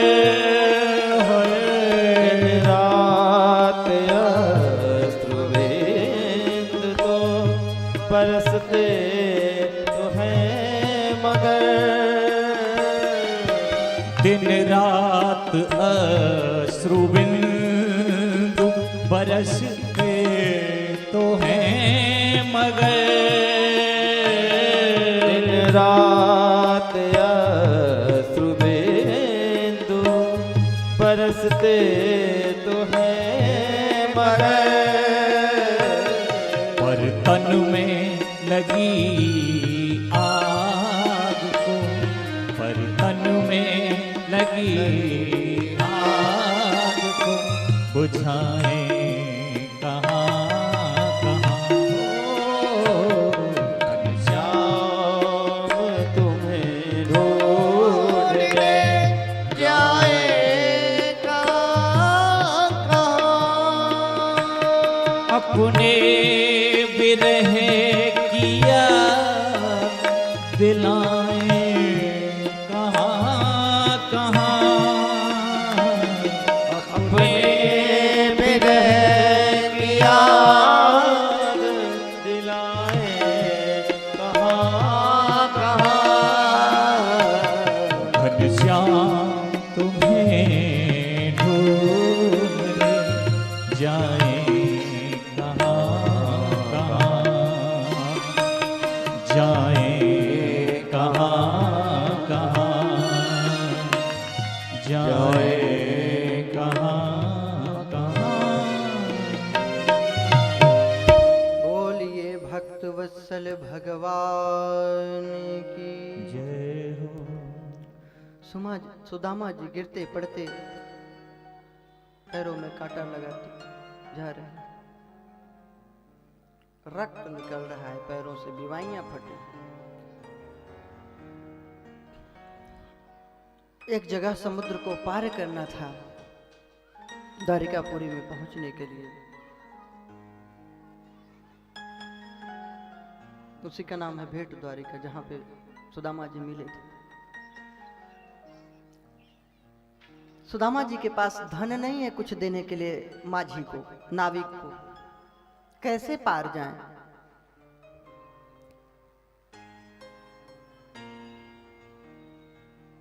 सकुचाने लगे। तभी वो माझी नाविक बुलाया है, आ जाओ ब्राह्मण देवता, मैं तुम्हें ऐसे ही पार लगा दूंगा, कोई धन नहीं चाहिए। आ गए। बोले भैया मेरे पास कुछ नहीं, मैं तो जन्म भर का दरिद्री हूं। माझी ने कहा, नाविक ने कहा कि विप्रदेव, हे ब्राह्मण देवता, लाओ तुम्हारी जीवन भर की दरिद्रता ही मुझे दे दीजिए, मैं आपको पार लगा दूंगा सागर के। ये कोई साधारण सागर के खेवैया नहीं थे, ये तो भवसागर के खेवैया द्वारिकाधीश ही माझी के रूप में प्रकट हो गए थे इनको पार लगाने के लिए। दुख दरिद्र तो यहीं हरण कर लिए।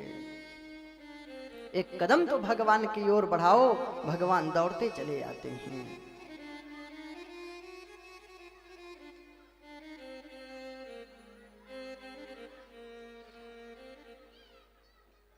बस भाव की जरूरत है। भगवान तो मिल जाते हैं, और जब मिलते हैं तो भक्त एक हो जाता है भगवान से। भक्त और भगवान एक हो जाते हैं।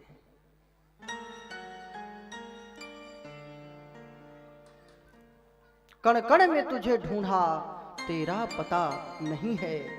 कण कण में तुझे ढूंढा, तेरा पता नहीं है। और तेरा पता मिला तो अब मेरा पता नहीं है। तेरा पता मिला तो अब मेरा पता नहीं है।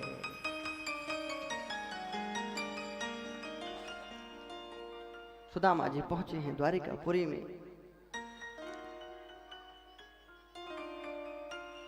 सबसे पूछ रहे हैं, भैया द्वारिकाधीश कहाँ रहते हैं, किस महल में रहते हैं? बेचारे झोपड़ी कुटी में रहने वाले व्यक्ति इतना सुंदर विशाल महल देख करके चकित हो गए। द्वारपालों से पूछे हैं कि भैया द्वारिकाधीश मिलेंगे मुझसे, मैं उनके बचपन का मित्र हूँ, सुदामा हूँ। ऐसा नहीं समझना कि द्वारपाल अपमान किए हैं। द्वारपाल बिल्कुल अपमान नहीं किए, सम्मान किए, प्रणाम किए हैं। बोले हैं विप्रदेव, भगवान द्वारिकाधीश से पूछ करके फिर आपको ले चलते हैं। भगवान द्वारिकाधीश के द्वारपाल, उनके सेवक कभी असभ्य हो सकते हैं, कुसंस्कारी हो सकते हैं? ऐसा हो ही नहीं सकता। तो अगर ऐसी कथा सुने हैं तो एक बिल्कुल झूठी बात है, गलत है। अपमान नहीं किया, सम्मान किया, लेकिन एक राजा की सुरक्षा की भी बात होती है। हर किसी को कैसे ऐसे मिलने दिया जाएगा? उनको आसन प्रणाम किए। बोले महाराज हम लोगों की ये ड्यूटी है। और उनका क्या कार्य था द्वारपालों का, कि द्वार में कौन आ रहा है, कौन जा रहा है, सारी जिम्मेदारी उनकी है। कुछ भी राज्य में अगर घटना दुर्घटना होती है तो किसके ऊपर बात जाएगी? द्वारपाल के ऊपर ही, जो नगर की रक्षा करने के लिए मुख्य द्वारपाल नियुक्त है। अगर उसके अंदर से कोई भी प्रवेश किया तो उनकी जिम्मेदारी थी निगरानी रखने की। तो इसलिए उन्होंने प्रश्न किया है कि आप कौन हैं, कहां से आए हैं, तो मैं जाकर के भगवान से सूचना दूं, फिर आप मिलने जाइए। कोई भी अधिकारी ही हो, सामान्य जिला अधिकारी हो, आप नहीं मिल सकते डायरेक्ट। उसके सेवा का अनुचर कोई लोग रहेंगे, आप उनसे कहोगे कि मुझे मिलना है, तो जाएगा, साहब को बताएगा कि इतने लोग खड़े हैं, क्या बुला लूं? तो बोलेंगे, खाली रहेंगे तो बोलेंगे हाँ हाँ ठीक है अभी आने दो, तब मिलेंगे। और वो द्वारिकाधीश हैं, वो उनसे कैसे मिल सकता है ऐसा कोई? उनको तो मालूम है कि मेरा मित्र आ रहा है, लेकिन द्वारपाल की भी एक जिम्मेदारी थी। तो उन्होंने प्रश्न किया कि हे महाराज ब्राह्मण देवता, आप कहाँ से आए हैं? थोड़ा उनको अचरज तब हुआ जब ये बोले कि बचपन के मित्र हैं। तो इस बात का नहीं कि ये गरीब है, फटे चिथड़े पहने हैं इसलिए उनको अचरज हुआ, हंस रहे हैं। उनको ये अचरज हुआ कि भगवान द्वारिकाधीश के हम लोग नौकर चाकर, और हम लोगों के घर कोई दुख दरिद्रता नहीं है, और द्वारिकाधीश का मित्र बतला रहा है ब्राह्मण और दुखी है, गरीब है। इस बात का उनको आश्चर्य हुआ था कि हम लोग एक साधारण नौकर चाकर इतने संपन्न हैं, वैभव संपन्न हो गए, और जो इनका मित्र है वो दुखी कैसे हो सकता है? ये उनके दिमाग में बात आ रही थी, समझ में नहीं आ रही थी कि क्या ऐसा मामला है, ऐसा कैसे हो सकता है? या तो ये मित्र नहीं होगा, झूठ बोल रहा होगा, और या तो कुछ और बात होगी। लेकिन हम जा रहे हैं पूछने भगवान से। द्वारपाल आया है भगवान से पूछने के लिए। द्वारपाल आया, प्रभु को पादुका पहनाया जा रहा था, मुकुट धारण कराया जा रहा था रानियों द्वारा। कोई आरती की थाल लिए खड़ी हुई,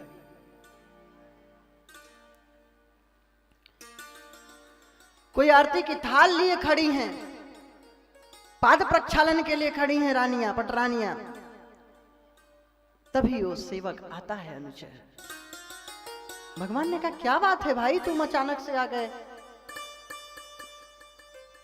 द्वारपाल बोल पड़ा, प्रभु एक ब्राह्मण देवता आए हैं, बहुत गरीब मालूम पड़ते हैं, फटे चिथड़े पहने हैं।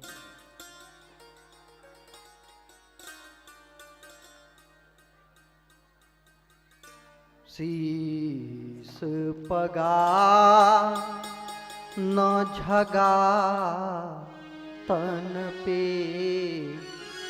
प्रभु जाने को आय, बसो के ही ग्राम। धोती फटी सिलटी दुपटी, अरुपाह नह को नहीं सामा। शीस पगाना झगा तन पे, शीस पगाना झगा तन पे, प्रभु जाने को आय, बसो तेरी ग्रामा। धोती फटी सिलटी दुपटी, अरुपाह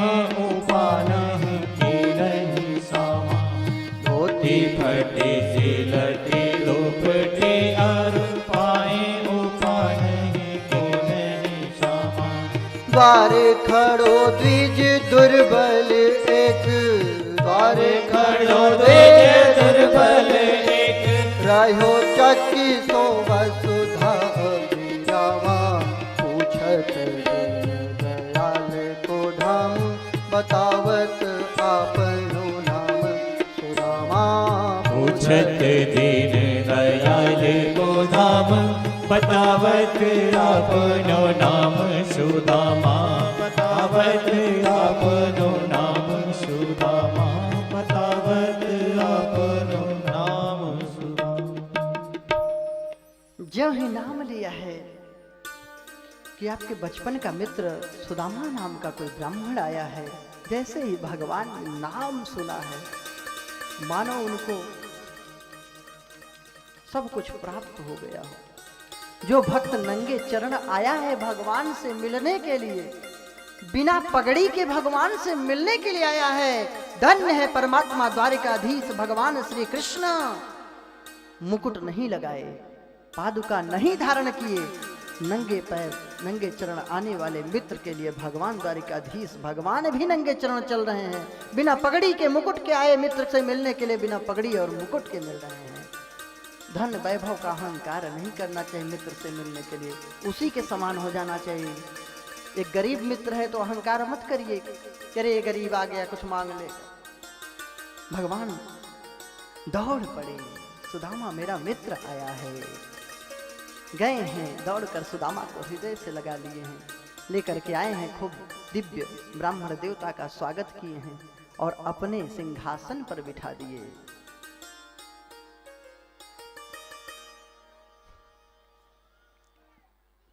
महाराज, ब्राह्मण देवता का सबसे पहले जब कोई जाता है तो हाथ मुख धुला करके चरण धुलते हैं लोग, स्वागत में सम्मान करने के लिए। भगवान भी चरण धुलने के लिए चरणों में बैठे हैं महाराज। जैसे ही चरणों में बैठे तो भगवान भी रोने लगे। ये है मित्र, दुख किसी और को है और दर्द किसी और को हो। यह है मित्रता, ये है सच्चा प्रेम। वो चाहे पति पत्नी हो, चाहे गुरु शिष्य हो, चाहे मित्र हूं। रोने लगे प्रभु, अरे सुदामा तुम मेरे घर आए क्यों नहीं? ये तुम्हारा ही तो घर था, क्यों इतना देर कर दिए मित्र? कितना तुम्हारे चरणों में पीड़ा हो रही है, बीमारियां फटी हैं। भगवान एक एक कांटों को निकाल रहे हैं। ऐ सो बेहाल विवाहिन सो, पग कंटक जाल लगे पुनि जोई।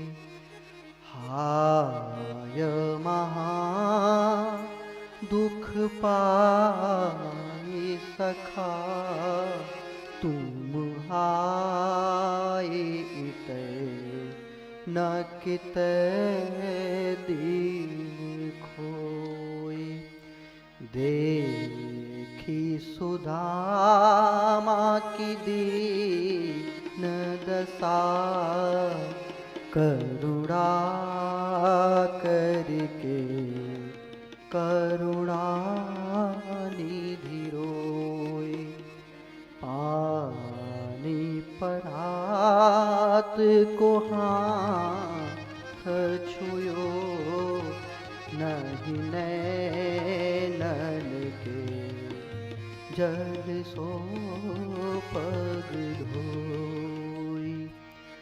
ऐसो बेहाल विवाहिन सो, ऐसो बेहाल विवाहिन सो, पग कंटक जाल लगे पुनि जोए। आए सखा तुम आए इतन कित दिन खोए।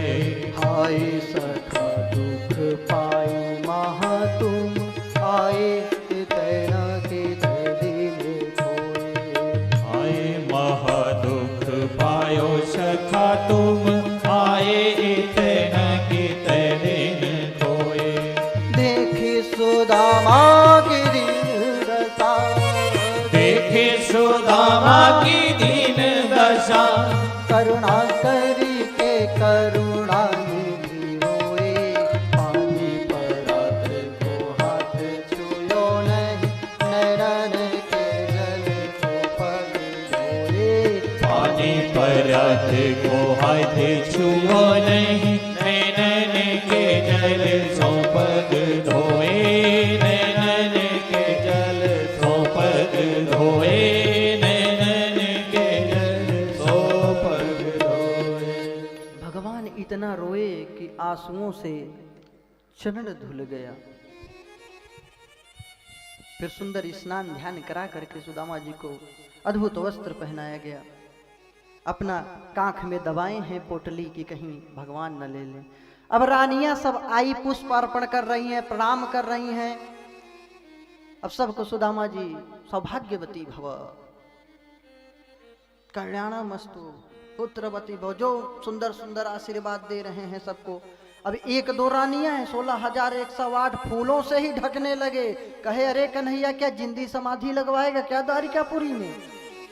जल्दी जल्दी पुष्प हटाते हैं। पहले तो सौभाग्यवती भव ये सब बोलते हैं, फिर तो थक गए बेचारे, फिर भव भव, फिर वो भी थक गए, मुंडे हिलाना हाथ से ऐसे ऐसे करते हैं, फिर थक गए। कहे कन्हैया ये बता कहाँ से लाया है इतनी स्त्रियों को? ये तेरे द्वारिकापुरी के हैं कहीं बाहर से? कहे ये सब तो मेरी पत्नियां हैं। तो कितनी हो गई, अभी कितनी बाकी हैं? अरे मित्र अभी तो आधी भी नहीं हुई। अरे तो एक काम कर, तू ही सबकी ओर से प्रणाम कर ले और आशीर्वाद दे दूंगा। पूरे नगर भर की स्त्रियां सब तेरी ही हो गई। फिर भगवान प्रणाम किए, आशीर्वाद दिए। अब उनको सुंदर अद्भुत कक्ष में, अतिथि गृह में अद्भुत निवास दिया गया। सुदामा जी हाथों को दबा रहे हैं। कन्हैया पहुंचे, कहें क्यों मित्र, क्या हो गया? हाथों में कोई दर्द है, दुख है? अरे मित्र अरे कुछ मत पूछो, थोड़ी तकलीफ है, लाठी लेके चलते चलते आया हूं ना, पग यात्रा करके।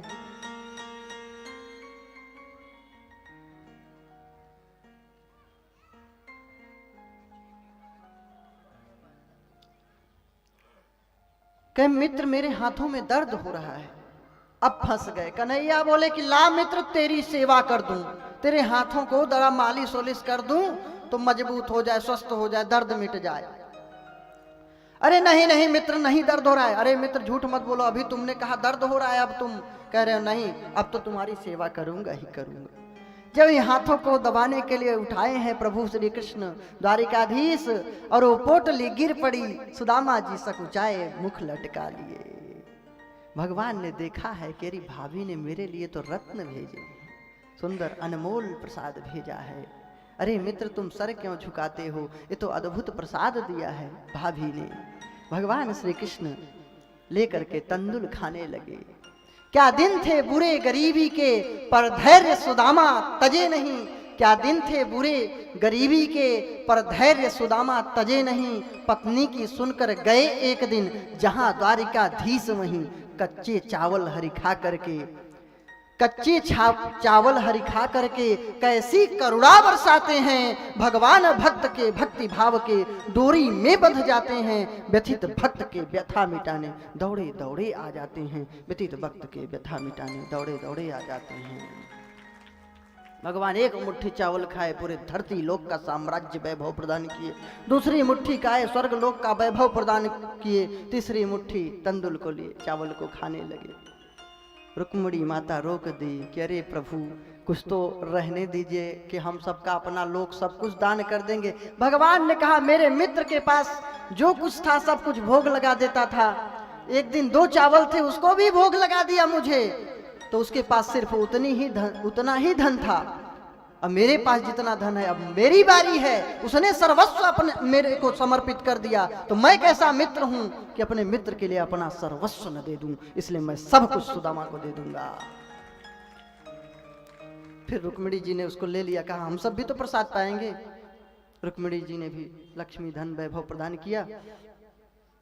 सुदामा जी के ऊपर कृपा हो गई, और यहाँ विश्वकर्मा को कह करके भगवान ने सुंदर द्वारिकापुरी जैसा अद्भुत महल बनवा दिया वृंदापुरी में, और उसका नाम हो गया सुदामापुरी। ले सुदामा जी महाराज की जय। बहुत दिनों तक रहे द्वारिका में, फिर बोले कि प्रभु अब जाने दो। अब उन्हें क्या मालूम कि बालक और पत्नी कोई भूखा नहीं है। सोने चांदी की थाली में वहां भोजन पहुंच जाता था, जैसा सुदामा जी ग्रहण करते थे प्रसाद। और इनको लगता था बेचारे बच्चे भूखे होंगे, और कुछ मांग नहीं रहे। भगवान ने कहा कुछ इच्छा हो तो बोल दो। बोले नहीं प्रभु आपका दर्शन हो गया तो सब अच्छा ही होगा, सब सुख ही सुख है, कोई दुख नहीं है आपकी कृपा से। भगवान बोले एवं मस्तु, ऐसा ही होगा। पता है क्यों दरिद्र थे? चना जो चुराए थे बचपन में, जो चना चुरा के खा लिए थे गुरुकुल में, उसके कारण ये दरिद्र बने थे। तो आत्मजीव जो आत्म से संपन्न आत्मज्ञान रखने वाले हैं, ऐसे महापुरुष के पुत्र होकर के तुच्छ काम करेंगे, चने चुराएंगे, ऐसा इनके घर का संस्कार नहीं। कथा इस प्रकार है, दुर्वासा जी एक दिन आए थे गुरुकुल आश्रम में। वहां पे महाराज गुरु माता चने रखी थी भगवान श्री कृष्ण को देने के लिए, बहुत प्रेम करती थी कृष्ण जी और दाऊ जी से। दुर्वासा जी पधारे, बोले कि कुछ भिक्षा दो, भूख लगी है कुछ खाने को। माता ने कहा कुछ नहीं है। और दुर्वासा जी भगवान शंकर जी के अंश ही हैं, त्रिकालदर्शी महात्मा, क्रोधी, संहार के देवता रुद्रदेव के अंश हैं, तो ये भी क्रोधी रहने वाले संत देखे कि अरे ये तो चने रखे हैं, दिया नहीं, श्राप दे दिया। जाओ जिस चने को तुम बड़े अच्छे से संभाल कर रखी हो अपने कन्हैया को देने के लिए ना, ध्यान रखना जो इस चने को खाएगा जीवन भर का दरिद्री हो जाएगा। सुदामा जी सुन रहे थे। सुदामा जी ने कहा कि मित्र के लिए सब कुछ करना चाहिए, कल्याण के लिए। मैं कैसा मित्र हूँ, मैं तो ब्राह्मण हूँ, अगर दरिद्र भी हो गया तो क्या घट जाएगा, मुझे तो भिक्षा ही मांगना है। और ये तो राजा हैं, अगर ये दरिद्र हो जाएंगे तो बहुत दुख उठाएंगे। इसलिए सुदामा जी ने चुरा करके एक भी चने भगवान को खाने नहीं दिया, देखने तक नहीं दिया कि मैं कैसा मित्र हूं कि भगवान को दरिद्रता में रहने दूंगा। इसलिए सुदामा जी चने को खा लिए कि मैं भगवान अपने मित्र को दरिद्र नहीं होने दूंगा। यह है मित्रता का आदर्श। अगर भगवान द्वारिकाधीश ने अगर उनके लिए किया है तो सुदामा जी भी कम त्याग नहीं किए हैं भगवान के लिए। तो इस कारण दरिद्रता स्वीकार किए मित्र के लिए, लेकिन मित्र को दरिद्र नहीं होने दिए। यह है मित्रता का आदर्श। सुदामा जी अब चले हैं भगवान से मिल करके, धीरे धीरे अपना आए जब तो देखे न झोपड़ी न कुटिया सब गायब। सुशीला स्वयं दौड़ के आई है, प्रणाम की। अरे स्वामी, ये प्रभु द्वारिकाधीश की कृपा से सब विश्वकर्मा द्वारा अद्भुत नगरी बन गई। सुदामा जी प्रसन्न रहने लगे, बोले देवी तुमको धन वैभव चाहिए था, मैं तो भजन करूंगा कुटी बना करके, मुझे तो महल और इससे कोई लेना देना नहीं। सुदामा जी भजन करते रहे अंतकाल तक और भगवान के धाम को प्राप्त हुए।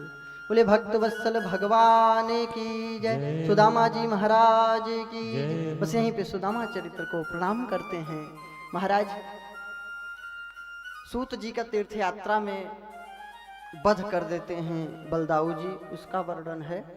ये सूत जी जो भागवत कथा कर रहे हैं, इनके पिता थे उग्रश्रवा रोमहर्षण, और ये जो कथा सुनाए हैं ये हैं उग्रश्रवा सूत जी। इनके पिता का क्या नाम था? रोमहर्षण। सूत मतलब शूद्र ही होता है। अगर आप कहते हैं शूद्रों को अपमान हुआ है तो सूत जी कथा सुनाए हैं।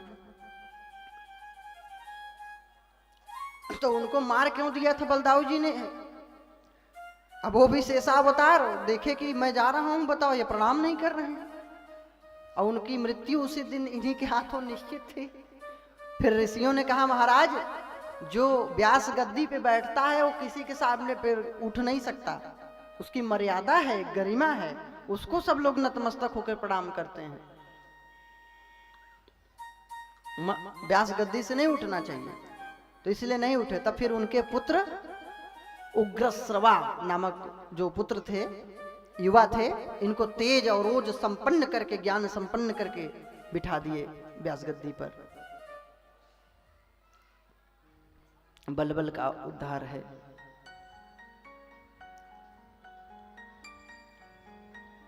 महाराज सुभद्रा जो योग माया की ही अंश थी, उसका विवाह अर्जुन के साथ हुआ। इसका प्रसंग है। अर्जुन भगवान नारायण ही हैं, नर और नारायण। भगवान नारायण ने धर्म की रक्षा के लिए नर नारायण अवतार धारण किया था। वही नर अर्जुन बने और नारायण श्री कृष्ण। सुभद्रा योग माया थी, तो इसलिए इनका विवाह अर्जुन के साथ ही हुआ। यद्यपि दाऊ जी चाहते थे दुर्योधन शिष्य इससे करें, लेकिन भगवान की इच्छा नहीं थी, क्योंकि भगवान तो नारायण है और ये भी इन्हीं के अंश है। अर्जुन भी ऐसा नहीं समझना कि भगवान न होते तो अर्जुन मर जाते, कर्ण ऐसा कर लेता वैसा, ये सब केवल लीला है। अर्जुन स्वयं नारायण के अंश थे। नर और नारायण स्वयं नारायण रूप धारण कर किए थे। एक सहस्त्रा कौची राक्षस था, उसके पास 1000 कवच का वरदान सूर्य से मिला हुआ था, जो 1000 वर्ष तक तपस्या करता था, फिर 1000 वर्ष तक युद्ध करता था। उसका शर्त था कि 1000 वर्ष कोई तपस्या करे, फिर 1000 वर्ष तक युद्ध करे, तब मेरा एक कवच टूटे। और फिर वो मर जाए। अब उससे कौन रक्षा करे? तो भगवान नर और नारायण दो रूप बनाए, जो बद्रिकाश्रम में आज भी तपश्चर्या कर रहे हैं, ऐसी मान्यता है। नर तपस्या कर रहे थे, नारायण 1000 वर्ष तक युद्ध करके एक कवच तोड़ दिए। अब मर गए, वरदान के कारण मरना तो नहीं था, लेकिन लीला करना पड़ा। फिर नर का 1000 वर्ष पूर्व तपस्या पूर्ण हो गया। अब वो आ जाते थे, इनको जीवित कर देते थे। अब ये जाते थे तपस्या करने, अब नर तोड़ देते थे। फिर नारायण आते थे, ऐसे एक मरते थे, एक जिलाते थे, एक तपस्या करते थे। ऐसे कर करके 999 कवच सब टूट गए, एक कवच बाकी रह गया। भगा सूर्य भगवान के पास चरण में पड़ गया।